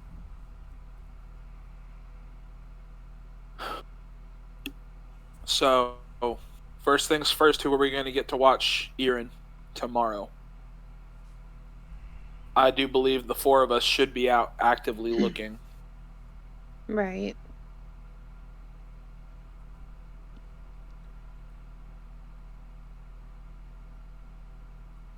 I would still argue that a clinic might be our best bet, assuming that they're not overrun. That's definitely an option. I like that option better than an orphanage. Other than Because that, it also- it's not like we know anybody here necessarily, besides Gregory. So it would just be who wants to take care of a child for a day, and I don't really like that idea much either. Yeah. Clinic it is. Cathalia, do you know where any clinics are in the city?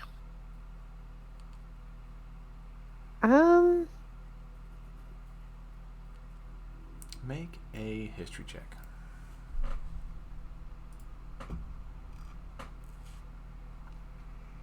Maybe? 15, not bad. You have been to one. It was. Let me get the name here.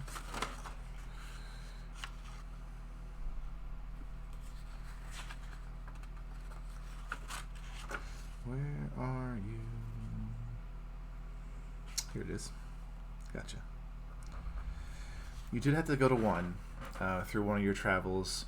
Not you, but just some of the people you were with had gotten a bit of a fever. Maybe they probably ate something against your. You didn't suggest for them to eat, but they wanted it anyways. You would have brought them to the Pyrethin's medicines. And I will put that into the notes. That would be awesome. Yeah. It's going to shorthand medicines. But it is Pyrethin's.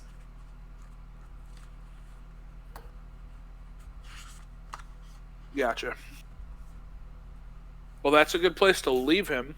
I would say For with a day 15, at least. you would know, you would remember enough that it was you had dealt with a kind of an older male halfling, but the name doesn't come to you.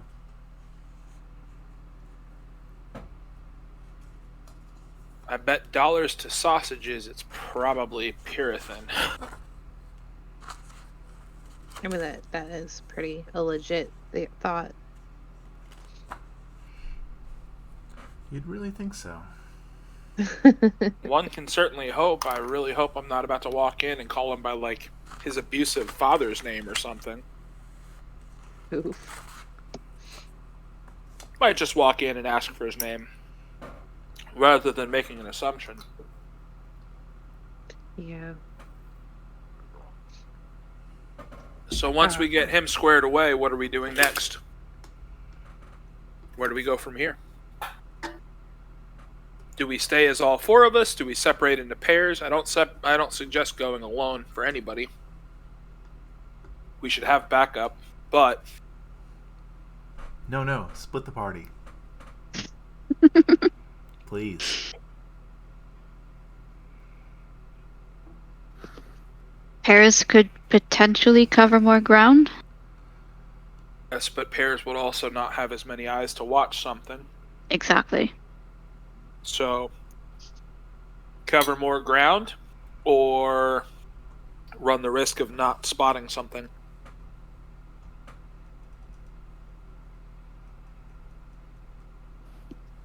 I would almost say that covering ground might be better in this case, only because who knows how long they'll be willing to babysit this child. if this ends up taking a few days, their patience may wear thin quite quickly. Very true. Very true. Okay.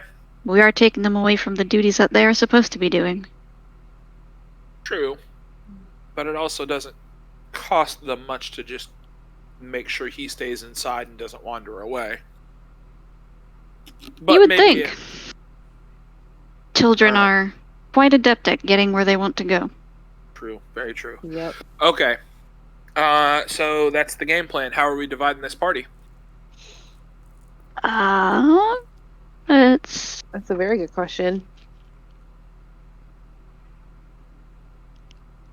Do we want to do this based on investigation, perception? I was going to say I'm pretty adept at hunting. And I'm also pretty sneaky. I imagine Cathalia is as well. Kind of asking in a questioning tone. I'm pretty good at that. Sneaking and... So then maybe you should go with your brother and I'll go with Snow. We That could way do we've that. got an experienced hunter on each team. That sounds good. Are you two all right with that? I don't see why not. It seems like a plan to me. At least this way Kelvin won't have to worry that you're hitting on his sister all day. Very true. Very true. I had no idea what was going on. I apologize for my mistake. It's quite all right. I don't blame you for being protective, but I would never do anything untowards. What, now she's not either good of enough our for you? partners. Oh, dear gods. I'll tell you what I told your sister. I'll take the compliment, but she's a little too young for me. He's not my type. Wow. Damn. Just out with it. Is that a vicious mockery? That is some psychic damage.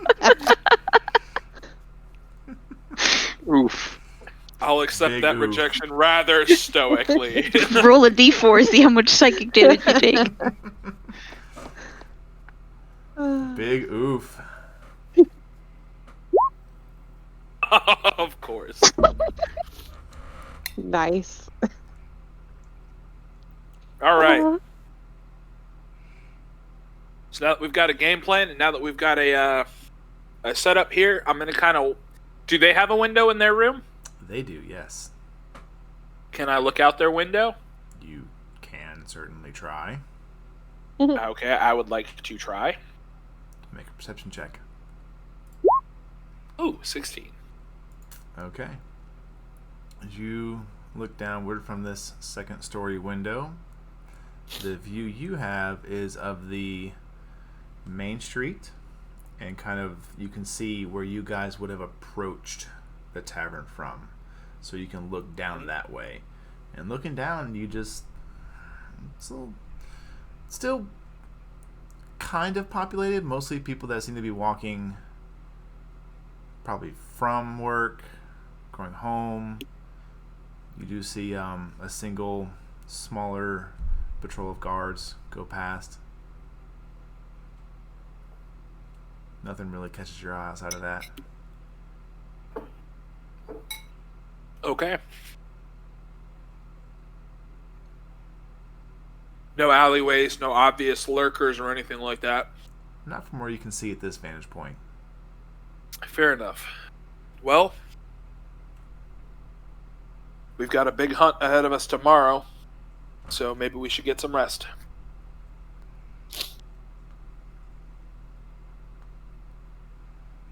Alrighty then. Yes. Have a nice evening, ladies. And I'm going to step out of their room and unlock the door into our room. Have fun, boys. That's certainly a word for it. Okay.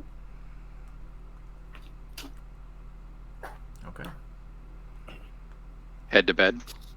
Alright. Does anybody want to do anything before we move on to the next morning?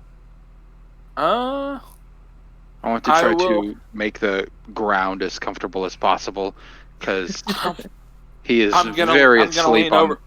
I'm gonna poke him and point to the bed as I take the chair and a table, and I'm gonna kind of spin the chair around and put it kind of in the middle of the room, facing the door. Okay. I'm gonna place my pack, in front of that door again, Okay. and I'm gonna lock our door from the inside. Okay. And I am going to put my whip in my lap, and I'm going to try and use any kind of ambient light that may or may not be to read my journal some more. There is a smaller wax candle you can light that's on the table if you so see fit. Would it be bright enough to wake anybody up if I lit it? No, it's a pretty small candle. Okay, then I'm going to do that. It's not like a large lantern torch candle. It's designed to be smaller. Gotcha. Okay, cool. Then I'm going to use that. I'm going to kind of try and read on the book and hold it in a way that the wax is not going to drip onto my journal. Okay. Thinking about everything, man. I know how you are. I'm not giving you opportunities to mess with my stuff. Yeah. I assure you, he's completely harmless. As I lay down and I look over, I'm gonna kind of smile and use subtle spell and cast prestidigitation and snuff the candle and then roll over and go to sleep. Okay. You lit that candle, Tamriel, and it didn't look like a bad wick, but in the middle of your reading, it just goes out. No gust of wind, no evidence of otherwise foul play. That just... I've been around other casters long enough to know the full ramifications of what he is capable of doing. I'm going to roll my eyes and put my journal away and put the candle back on the table. Okay. As I'm then just going to kind of cross my arms, kind of lean back in the chair against the wall, keeping an eye on the door. Okay, so you're going to trance, I take it? Yes, as I'm listening and trying to see if anyone else is walking towards our rooms. Okay, I'll get back to you in a minute. So you trance, Kelvin sleeps, Aaron sleeps, and Snow? Sleep? Not quite. Okay. Right. No. But she's gonna take a little time, and Cathalia may or may not have seen this, depending. She's gonna kind of almost like dogs do, set up a little nest in the corner to sleep in. That's basically what she's gonna do. Is she's gonna take her bed and turn it into like a little nest that she can sleep in. Okay. And then she is going to try and stay awake for a little bit just to keep an eye out, but she probably will fall asleep fairly quickly. Okay.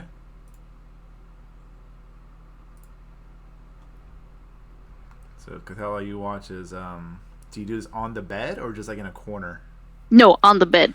Okay, you watch as Snow takes sheets, the blanket, and just kind of pushes them into this like nest shape where all the fluffiness can be in one place, and then she goes right on top of it.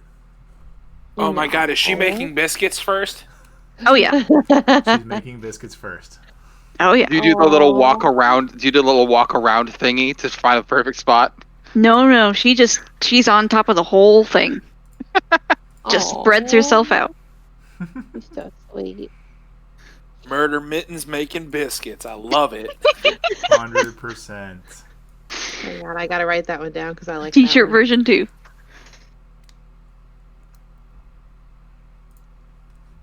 All right. Oh my god. Before we move on, I would say, Tam, give me a perception check with disadvantage because you are trancing.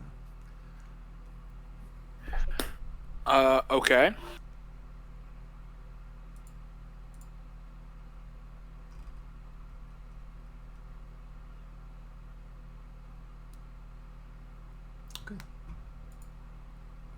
Night 7. Trance period passes without issue.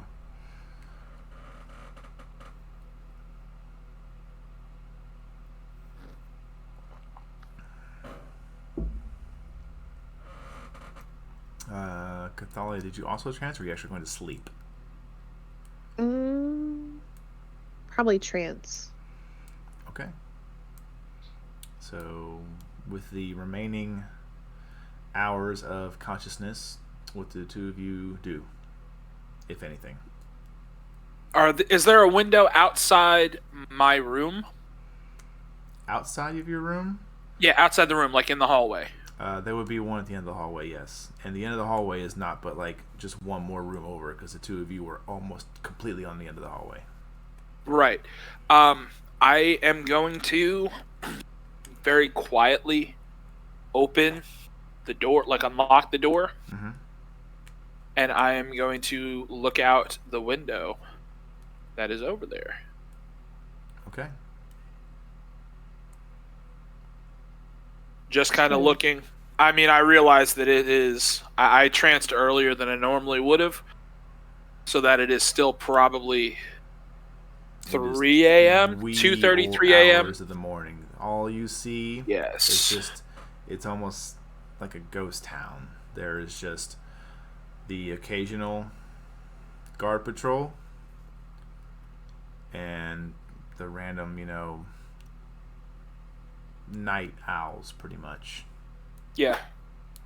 But nothing. So really still no seems sight of our friends.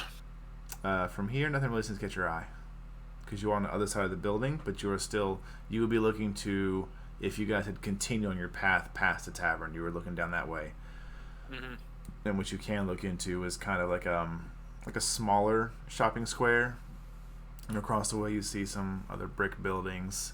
And then if you really kind of like smush yourself against a corner, you can catch a glimpse of another building across the street, but you can't quite make out what it is. Gotcha. Catalia? I just kind of sit there and watch outside. Okay. Since Snow's asleep and everybody else seems to be asleep.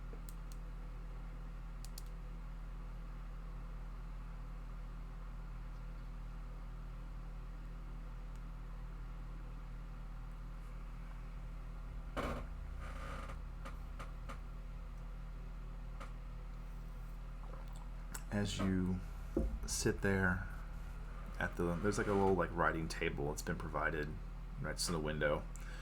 You take one of the seats and you look out and you kind of go into that not quite 1,000-yard stare, but you're not really looking at something. You're looking at the space in between somethings. Mm-hmm. As your mind just wanders over the processing of the last weeks of your life. Reunited with your brother. Uprooting evil out of Rasso. And then that victory seeming almost useless. It begins more solid in your heart that your parents are gone because of the actions of a singular human.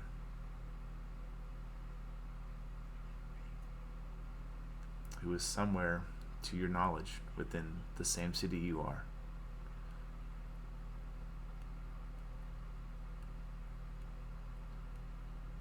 The hours pass.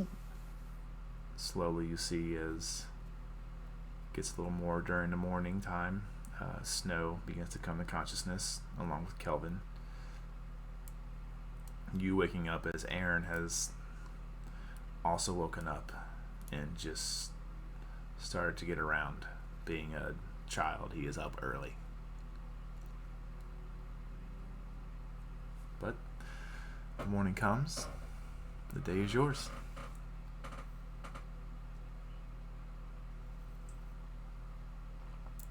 I'll say before they start to stir, I will probably head back into the room and sit back down, so that way I'm in there when they're waking up. Okay, got it.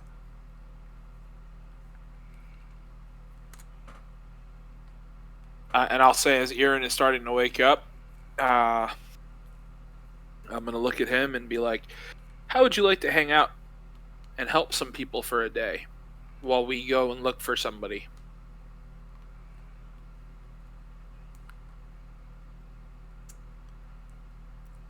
He seems a little excited about it, but you can also see he's kind of like, he doesn't say it, but he's like, I don't get to hang out with you today. We'll come back and we'll the same way we've helped you, we want you to be able to help others, and you can help others while we look for our friend. We'll come back and get you, and we'll have dinner here again tonight. Okay? Okay. But for now, after breakfast, we're gonna go and you're gonna stay with some people. Okay? Okay. All right. And at that point, I guess I will get dressed and ready for the day. Okay. Make sure I've got everything I will need to hunt our prey. Okay. I'll get up and take my prestidigit shower. Okay. Nice. Prestidigit shower. Oh my lord. It's going on a shirt, y'all. Oh gosh. Best We've spell got ever. so many ideas.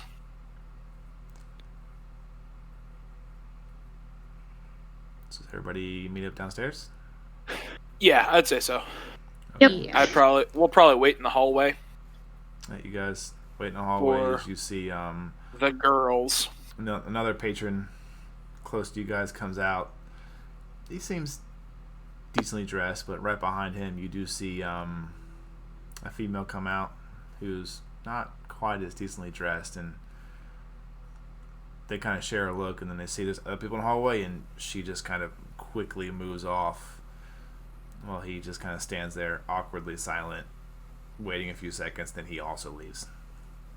I'm gonna wink at him before he leaves. I'll say, "I'll never tell." He just guards off. So what? So I'll tell you when you're older.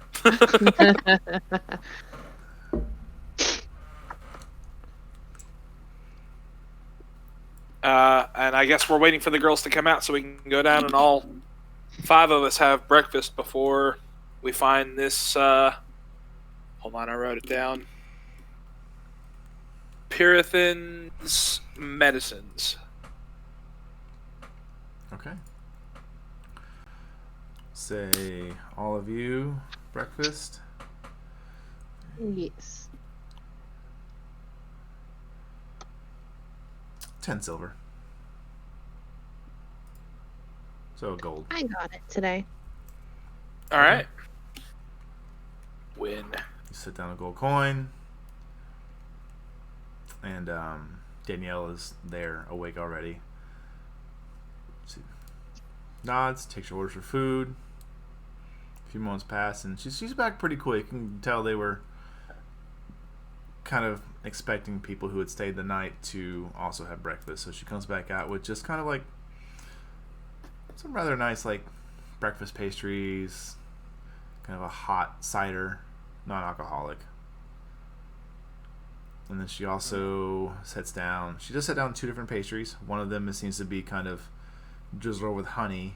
Another one just needs to be like some simple breads. And she goes, these breads here are just from the bakery across the way.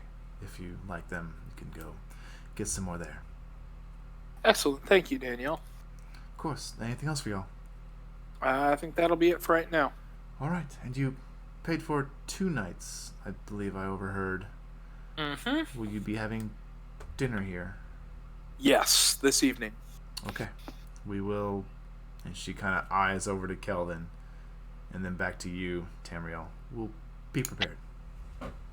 Thank you very much. I say with a knowing smile. All right. Kelvin's already got some pastry in his mouth. What? Nothing, brother. Nothing. So I tap him on the shoulder and kind of carve a piece for myself. Okay. I would say for pretty much everybody, this food is pretty good. It's not. Yeah. It's warm. Some of it's a little sweeter to the taste. Some of it's more of that like heartier bread flavor. The cider is hot and delicious. it's just a good meal. Really, it's gonna invigorate us. Yeah, you feel good about the day. Awesome. I feel like I just ate my Wheaties. All right. I believe once we finish up, we're going to try and head for Pyrethins unless someone else has another idea. Nope. Sounds good. Unless you want to unload this child somewhere else. No, I think that's a good idea. I think the clinic will benefit from having a rambunctious child, quote unquote, helping. And will also probably benefit from a few silver coins for the trouble.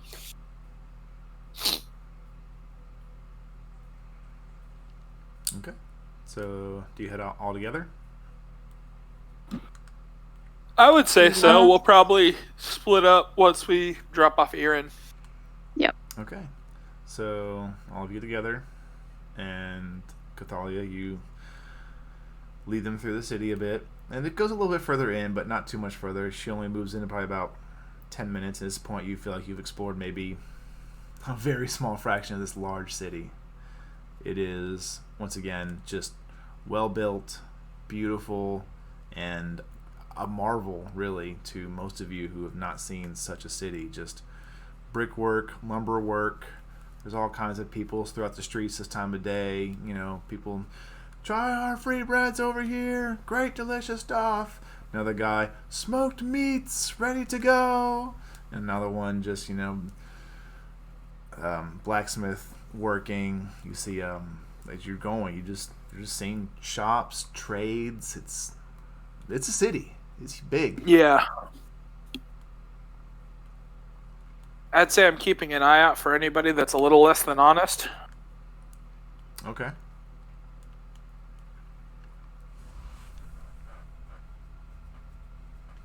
On our way there.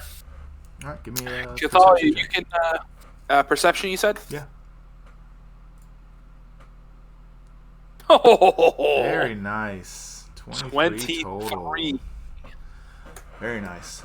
You're looking around. You don't really see anybody that looks shady or seedy.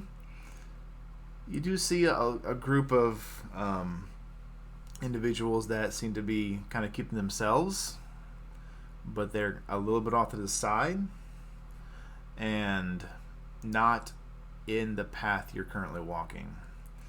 But out of that, you see three individuals, not hooded, not cloaked, but also not being in broad of day. They're kind of off to the side, not quite in an alleyway, but kind of at the opening of it. Mm-hmm. They're all facing each other, kind of hunched over. You can see they're kind of at a quick set up and go table, and you can see there seems to be some coin exchange, some what looks to be items being thrown down and rolled around. You would know this as I believe it's called 3 Dragon Ante was the dice rolling one. No. No, what was 3 Dragon Ante is cards. It's cards. You're talking about I believe it's called kills or kill sixes or something like that. Kills. Yeah, kills. You see them throw down cards. We'll switch to that just to be easier to Gotcha. my memory. Cannot remember all these D&D games within D&D. That's a game within a game. But you do see them kind of putting down cards, coins being exchanged.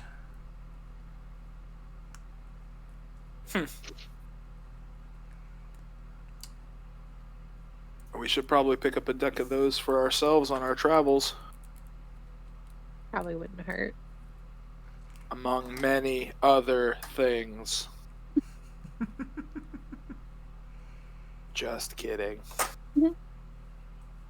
All right, so I guess we're going to be heading towards... have we spotted Pyrethins yet?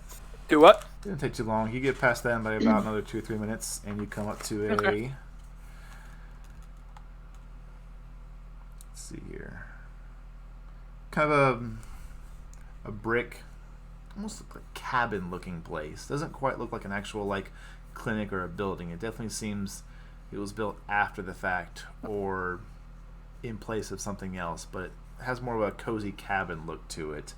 The sign up front hanging down just with the text upon it. This time, the larger text in common, and then the smaller, lower text actually in halfling, if anybody can read that.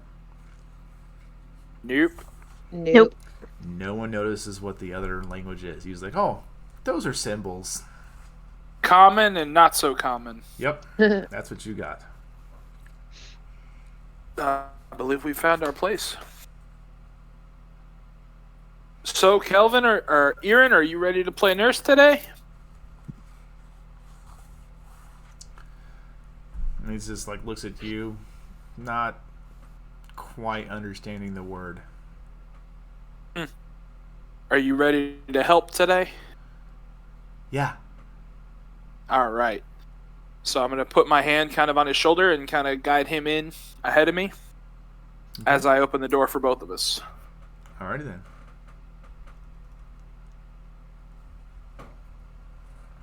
Did everybody walk in? Yeah. Okay. I will follow. All right. Awesome. As you get inside, you see kind of the first front table here in this front room. Behind you see sitting a female dwarf. She looks a little about middle-aged, maybe a little older. There's a few like various gray strands in her hair and her kind of the outsides of the beard before it comes down into it's well braided, but there is those kind of stragglies of gray hairs within that, and her also top of her head. Most of it, besides those couple strands of gray, is red, and she's kind of dressed within kind of like a wider attire with the apron over top. She's looking down over some parchments. Door opens. She looks up to all of you. Morning. Good morning. Can I help you? Yes. I have a bit of an odd request, but I need help nonetheless. Right. Is anybody hurt? And no, not really. Oh. I pat Erin on the shoulder and say, go hang out with Kelvin for a second. As I kind of lean down to kind of talk to her. Okay. Without it being condescending. I'm not trying to be like, oh, look how much taller I am than you. But just kind of lean down so my voice doesn't carry too much. Okay. We found this orphan on our way here, the capital. We have some business we need to attend to, but we want to ensure his safety. We're kind of keeping him overnight. We're looking for his uncle, but we don't want to drag him all over the city and risk something happening. Do you think he could stay here for the day? We don't expect this to take very long, but we're hoping to wrap this up within the next few days. I would be willing to pay you to watch him. We would come collect him probably by the time your shop closes. Roll persuasion. Oh! 19, yes. nice. 19. Nice. She kind of looks you over a little bit. Looks at the kid. You said coin. Yes, ma'am. How much? I don't want to insult you and lowball this, so how much are you thinking?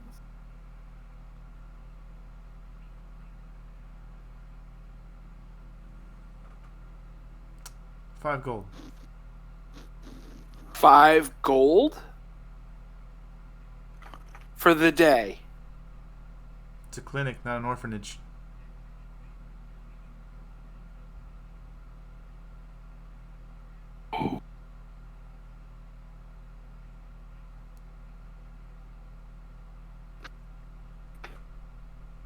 No, we'll just walk up and hand her the coin.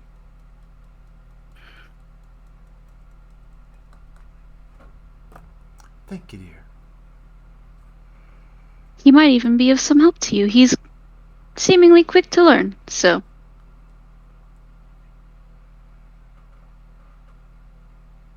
And as you speak, she kind of eyes you over. Right. Well, no questions asked here. We close at sundown. We'll be back by then.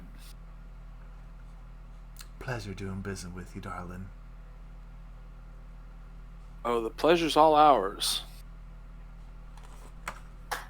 And I go and explain things to Erin real quick, and then turn around and kind of walked out, kind of straight backed. Okay. Because I am frustrated. Snow will kind of just put a hand on Erin's shoulder. You'll be taken care of. We'll come back for you at sundown, alright? He just kind of nods his head. No chocolate if you misbehave. His eyes get real wide. Okay. Snow will give him another pat and then turn and leave. Ruffle his hair as I walk out. Kind of laughs a little bit. I give him a little kiss on his forehead. Be good. Okay. Out of game. DM, I swear to God, if you kill this kid, we will riot. Moving on. I guess as we step outside, I'm going to kind of crack my neck, crack my knuckles, and I'm going to put my hair up. Okay. Like a tight, not a bun, but like close to my head, tight tail kind of deal. Okay. Fold it up, not easily, not super easy to grab, but once my hair is kind of up, it's a completely different demeanor. Okay. So I'm going to kind of put my hood up and just look at everybody else and with serious eyes say it's time to go to work. Snow is growling under her breath. It's fucking extortion, but at least it's fucking taken care of. Oh, shit. She's lucky we're good-hearted folk. Otherwise, I'd wind up taking my money back when we're done. Your money back. I'd rather not waste even more precious time bartering with somebody who is going to be a pain in the ass. A pain, yes. I agree. So, it's worth the cost at this point. Shall we? Shall we meet back here around, say, noon, and then meet back here again to collect him? Sounds like a good idea. Sounds fair. All right. Like I said, let's get to work. All right. Who is going with who? No, Tam we'll and follow Snow. Tam. Yep. Okay. And then the siblings will head off in the opposite direction. Okay. Snow is letting Tam take point on this one. She's just gonna keep an eye on his back. What is your goals for the day? I would like to, at the very least, find some less than savory places that people congregate. If I can't find places where people are actively watching for easy marks, I'm looking for pickpockets, I'm looking for thieves, I'm looking for any, not bandits because they wouldn't be that brazen in the heart of the capital, but definitely looking for some people that are looking for easy marks. If I can't find that, I'm looking for some of the more run-down and seedy taverns that these guys might populate a little more naturally. Okay. And how much time are you dedicating Places to they these would things? hang out 4 hours. Okay. So, give me. Do you want perception or investigation?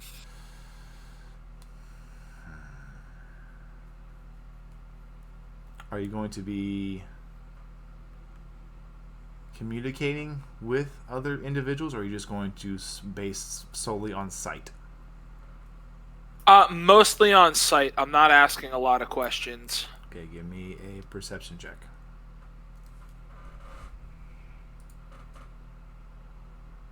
$18. Okay. I would say Let me get my shops here.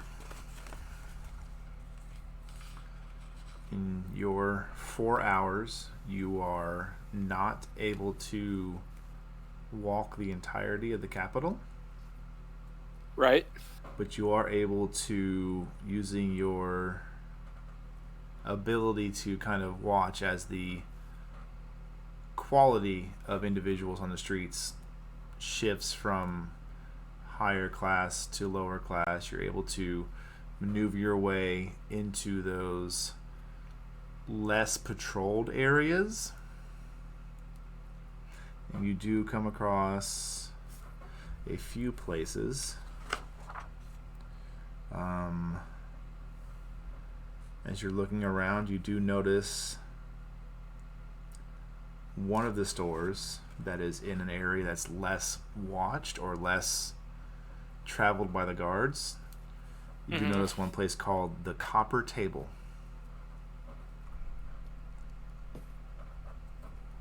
It seems to be a general store, and as you kind of taking your time to look at these shops and everything, you do notice that people would be coming in and out of this shop, but they wouldn't be coming out with any purchased items. They would just be coming in and coming out. Would I recognize them? Are they going in with items and then leaving without items? They are not. Not so they're just going in and going out. To you, anyways. Huh. They seem to be going. Would I recognize it? Would Tamriel recognize it as a fence? You would definitely question why people are going in and not buying something and then coming out, when it seems to be one of the fewer kind of general stores in this particular area of the city. And I would say at this point, let me check my notes here. I can tell you where you're at.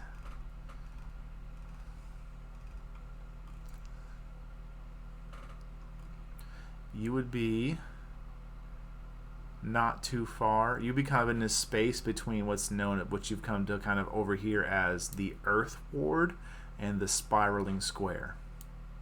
Okay. The Earth Ward is mostly places with lumber, with stone bases.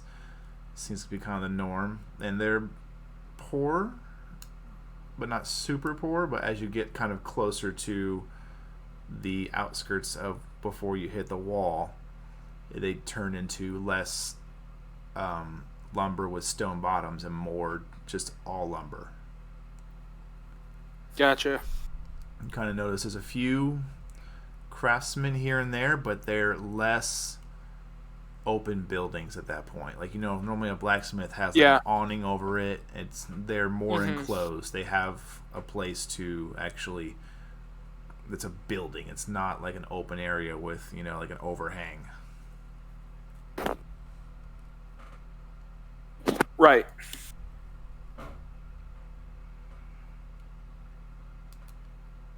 Okay. Is that all we found in 4 hours? I would say between that and just kind of looking around, you do explore a good bit of the capital, but again, you're not able to, especially if you're taking your time to look around, you just kind of follow your known clues to get to these areas. Yeah. All right. Siblings, what is your goal of the day? Well, first I'm going to do the smart thing. I'm going to turn to my sister and ask her, you've been here before. Were there any places that you were advised to not go? Any less than savory locations? Huh? Any places you might think someone of his character would go?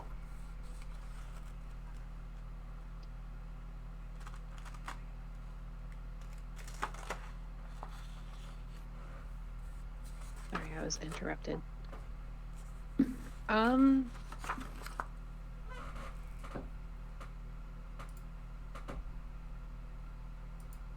Make a history check for me.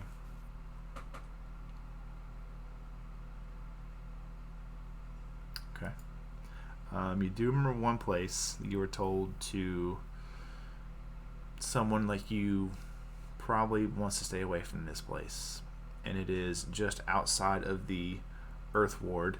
It was called the Wobbly Mugs.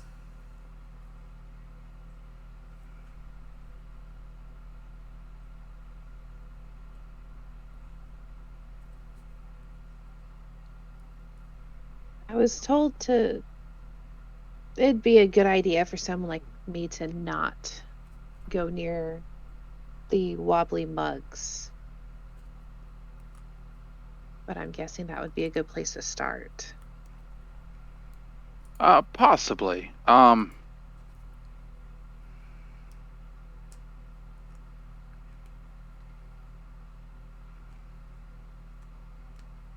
going to kind of sigh to myself and then lean down. And is there any dirt or mud, like more dirt around us?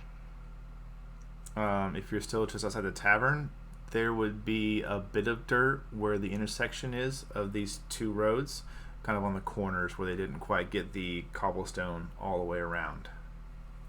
Okay, I'm gonna go over there. I'm gonna get a little bit in my hands, Okay. and I'm gonna get disgusting. Okay. I'm gonna rub some on my face, on my clothes. I'm not looking very nice right now. Okay. I look poor. Or Poorer. I still have nice clothes on. They're just dirty now. Yeah. Sorry. There's no tears or rips or holes or anything. It's just dirty. Okay. I'm like, well, then I'm just gonna start rubbing dirt on my sister. No. Well, if we're going somewhere, we have to look the part. And where is this place? As I look around, as I have no idea where I am. Do I pretty much know how to get there? You would know the general like district where you would need to go. You've never been to this place yourself.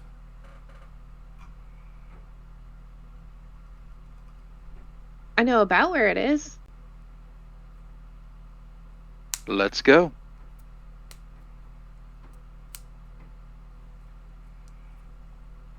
Okay.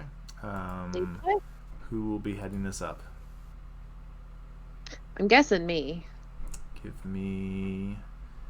I'm gonna be following right there. Okay. Are you going to interact with anybody, or are you going to just go on based on sight alone?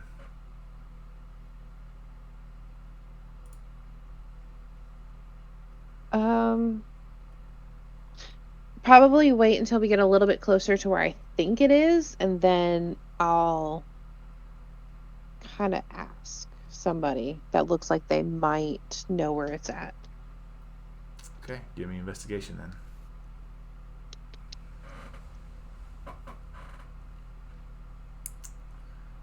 11. Takes you guys a bit to kind of hone down where to go. Probably about 2 hours of wandering, looking around, and then you kind of, Cathalia, you pick up on the quality of buildings that are around you, and as you kind of move through the city, you kind of notice in some places they seem to fluctuate to where there's a little, a little less stone and more lumber, and then as you kind of go off a different direction, you notice it's a little more stone and well-worked stone. So using that to kind of help guide yourself as your compass of financial security, you and your brother travel to where these buildings of more lumber are as you move into what's known as the Earth Ward, to where these streets have become less cobblestone and more kind of patchwork cobblestone, and then just straight dirt streets. Still decently kept. They're not like potted over or anything. It's still fine for a cart or a horse to come through, but they are just dirt, just packed down. That's it.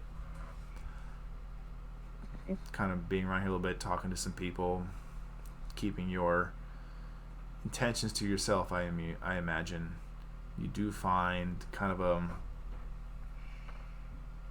it's a single-story building, but it's longer and a little larger than what the tavern you had stayed at is.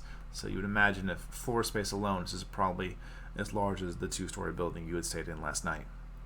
It does seem to be kind of a tavern and a general store, but out front there is like by hanging by a single like chain, where once it was 2 but it's now 1, is just this wooden carving of like a tanker, just and it just says the Wobbly Mug. Okay. Kind of outside there's 2 individuals that are on the corner of the building, currently hunched over onto a barrel, just not looking so good. Definitely working off a hangover or adding to it. You can't be certain.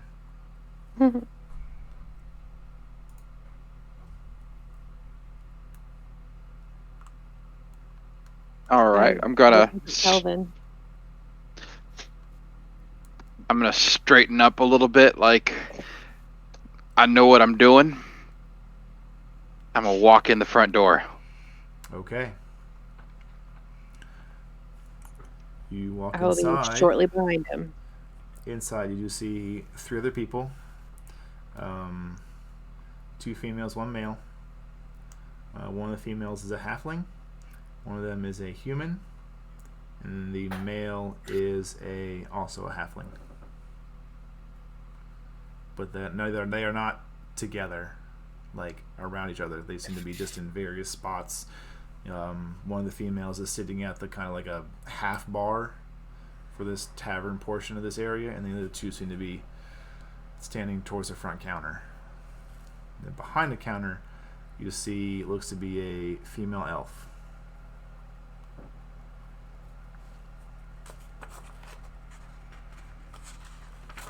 Okay.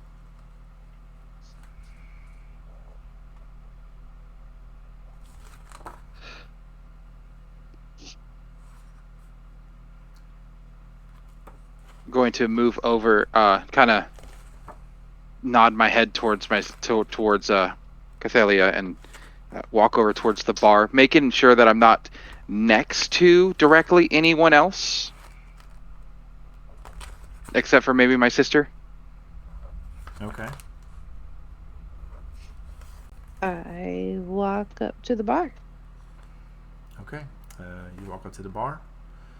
Behind it is a female elf. She's wearing some like just plain brown clothing. Just a little beefier than what you expect a normal elf to be. She's got some muscle on her. She seems to be not quite tan. Definitely seems to spend more time indoors. And she's got this kind of like a blonde hair, kind of little swept to the side of her face, held behind her ear. And she definitely looks a little younger than what you would imagine someone who would operate this kind of building.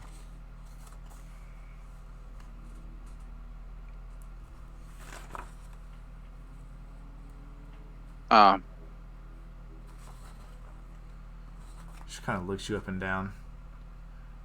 Can I help you, love? Yeah, we could use a couple drinks, I'd say so. maybe some information. Now there's a good point. And she begins to kind of pour 2, you hope, clean tankards of questionable liquid, mostly clear. She sets them down in front of you.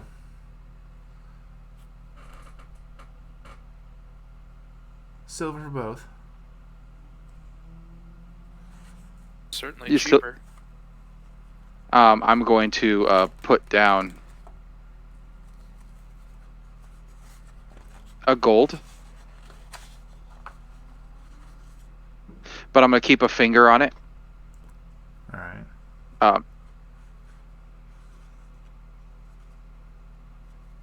We were told that there might be someone who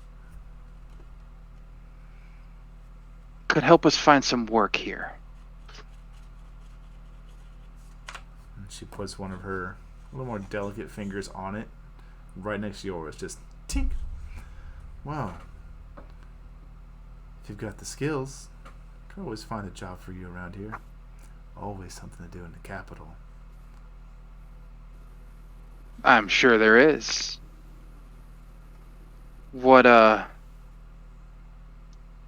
kind of skills you looking for? Well, depends what kind of job you think you can handle. She kind of looks you over. I laugh. I'm sorry, and I move my hand from the coin. Name's Kel. Shady. Katie? Shady. Or Shady? I will put that in the chat for you guys.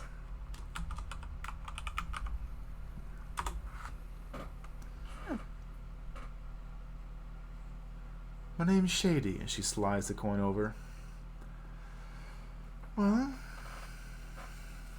you don't look particularly quiet. What's your specialties?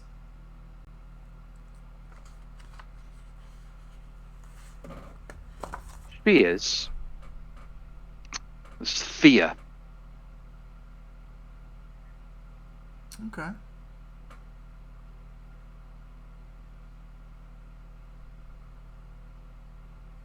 She can get in and out of places. Handy. I get other things done. Right. Well, we would have something. We can definitely get a few more to help you out. I'm looking for a little bit of sneakiness and muscle to handle a job here recently. A few uppities need to be relieved of their weight, of their shinies. If you catch my drift. I think I do. You said there would be other people involved? Yes. If it's just the two of you, don't need more. Do you have these other people already lined up? Not yet. Need about a day or two to put it together.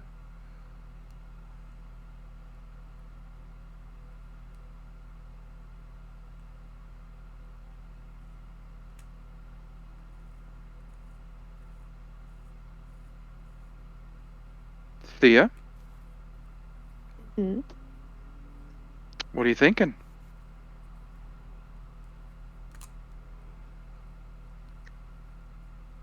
I mean, we might know some people that could help.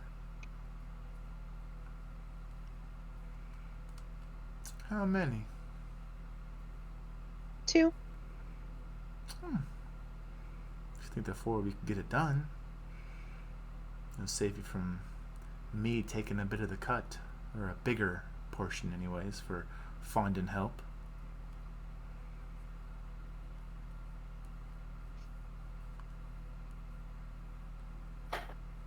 We were told to find someone. Maybe a 5th would be beneficial, depending on the size of this project. If you want me to find you a 5th, I can. But I'm already providing you with details of the job and a few other things. If you're fine parting ways with a little more of the coin, you can find somebody, I'm sure. We were asked to find someone specific while we were on our way here. And I mean, he's a friend of a friend. I figured maybe you could make a little money, we could make a little money, we could find our friend in the process.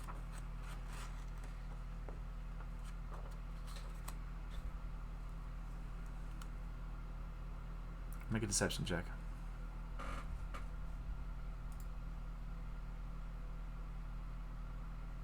18. Just kind of looks you over for a minute, peering at you. Someone you know. Already in this line of work, I take it.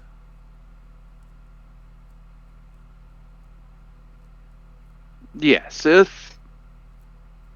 few towns over. We had dealings with a few people who drove us out. In Rosso. But a friend told us to. That silver mining town. It was good pickings while it was there, but some upstart pissant adventurers. You know the type. Yeah. We were told that to make a name for themselves. I'd rather make a buck. What's a buck? A gold, I'm sorry. Different currency in different areas. Oh, okay.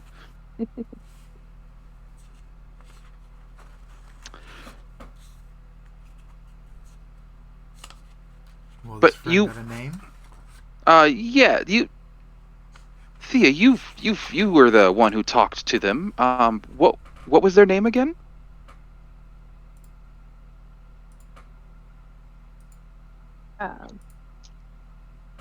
Pain.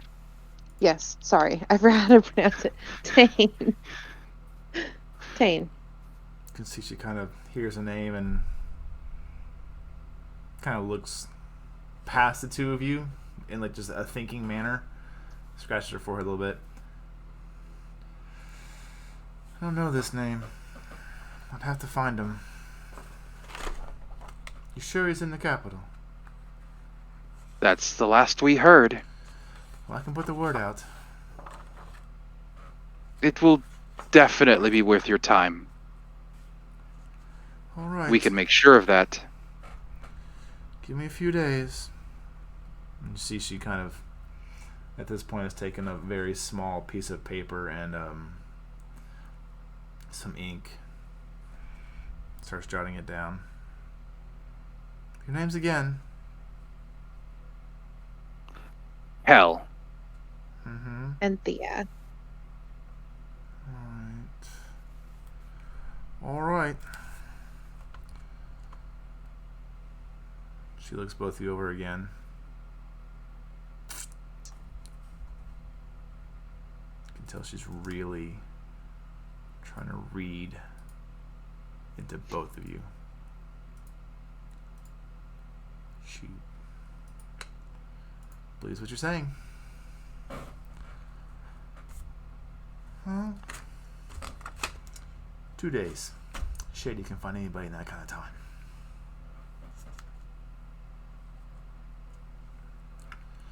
Where can I find you? Or are you just gonna come back here? Oh, We'll come back. if we can't find you, then we don't deserve the job. You're not wrong there. I'll get the job lined up and I'll find this friend of yours. I haven't heard I'm gonna of him. use. Can I insight check that? You are more than welcome to. She never heard of him. She has never heard of this man. I'm gonna tap my knuckle on the bar twice and. Shall we go? Yes. And then we turn and leave. Two of you leave. As we leave, can I take a quick glance at the other patrons and see if any of them look like they might have been trying to eavesdrop or overhear what we were saying? Yeah, make a perception check.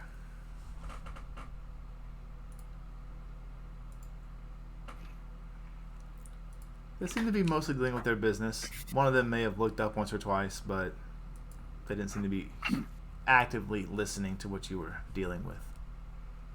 Okay.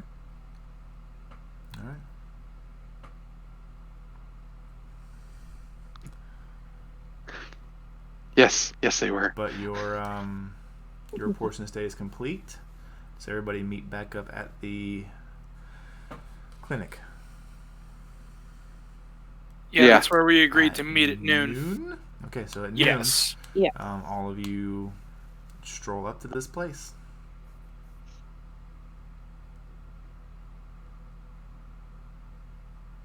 Kelvin, are we still dirty? I didn't clean us up yet. Okay. I would have waited. Snow and Tamriel, you watch as a very duddy, like, not quite mud, but not dirt, that weird in between where it's like dried mud, is just Gnarly looking people all walking towards over us. Cathalia and Kelvin. They look like they just got not in a fight because rolled in a pig pen. Well, their clothes aren't. It looks like they tussled, rolled. They rolled in a pig pen and then straightened themselves back out. It's a very odd sight. So I take it Thane is not in anybody's stables or muck rooms. I just glare. So I'm not happy about being dirty. Snow is keeping a visible distance from the dirt. Is there a spot we could dip in and no one would see us? So there's probably alleyways. Looking around, yeah, there's like a little space between the clinic and the next building over. All right, I will grab my sister and take her in there and clean us up. I will stand kind of at the end of the alleyway to make sure nobody walks in or is easily watching over them. Okay. Thank goodness. Take a couple moments here to arcanely clean yourselves. Well, what did you guys discover? Found a general store called the Copper Table in the Earth Ward. Oddly enough, people went in. Can't really tell if they... Doesn't obviously look like they bought something. Something shady's going on in there. Saw that. Saw a few other places that were kind of less than stellar. But nothing solid or concrete. You? How open-minded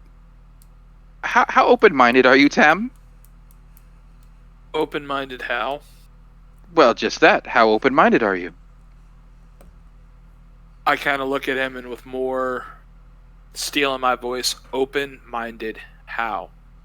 Okay, well, we're going to go rob some people.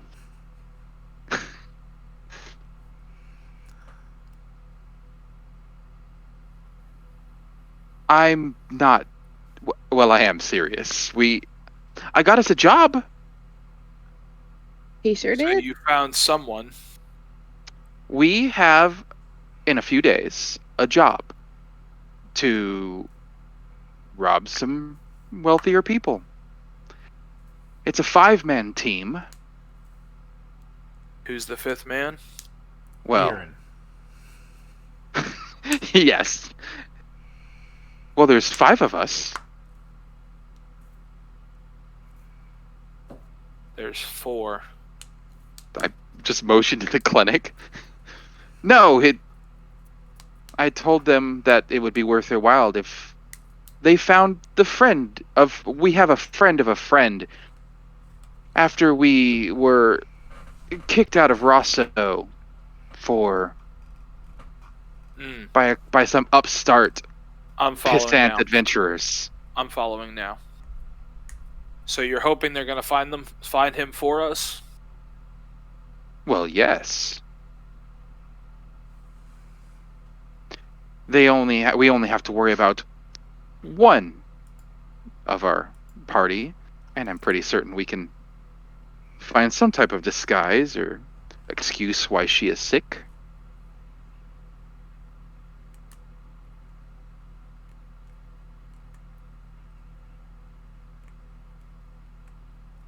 We will not hurt anyone. And whatever we take goes back. There's only This is one in the person I pursuit plan of on evil. hurting. I have no intention of stealing from anyone. But I do plan on hurting someone. Alright? as much as it galls me to pretend. Let us play our parts. Oh, goody. Just Okay, gonna I duck have. my head in and make sure Erin is okay. You look in and you don't see him. Kind of look around. Hand is on my whip. Excuse me, is the dwarf still there? Oh yeah, she's there. Where's the boy? She looks at you and just kind of does like the this, not like an I don't know, but like a what do you think? Like she expects you to be a psychic and know the answer.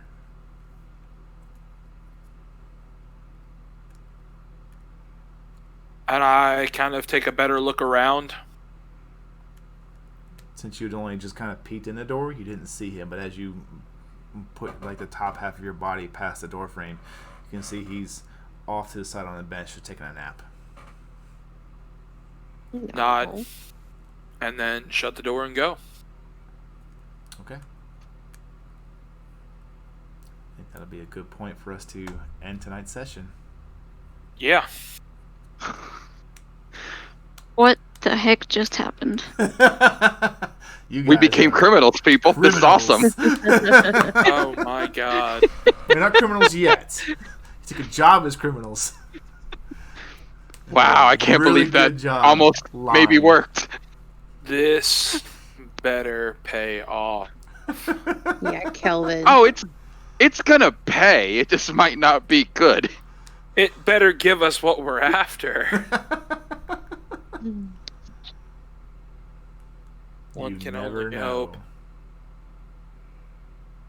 Somebody to find somebody, and now we're criminals. Wonderful. Great.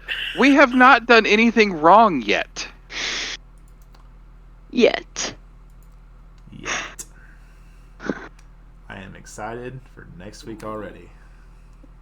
Yes. I am terrified already. What do you mean? You have nothing to fear from me, I promise. Mm-hmm. Everyone here sat at my tables before, you already know. So I know. I'm pretty positive that deception was like a 1, right?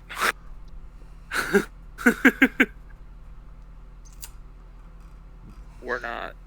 On Sorry, what? We'll discuss any rolls tonight. About about his whole I'm harmless. It's fine. Oh. Oh yeah, no. That's what I was talking about. No.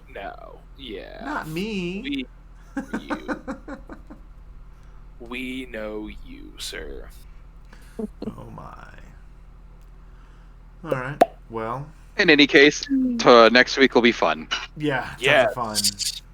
Everyone that's still here, just lurking or hanging out, all of us here at this virtual table greatly appreciate you being here and being a part of this fantastic story as it unfolds and builds. So we'll see you next Wednesday, 6 p.m. Central Standard Time, right here. And yeah, the party's gonna go be criminals, I guess. I got a plan for that. Tons of fun. See you next Wednesday, and just I hope everyone has a great, safe week.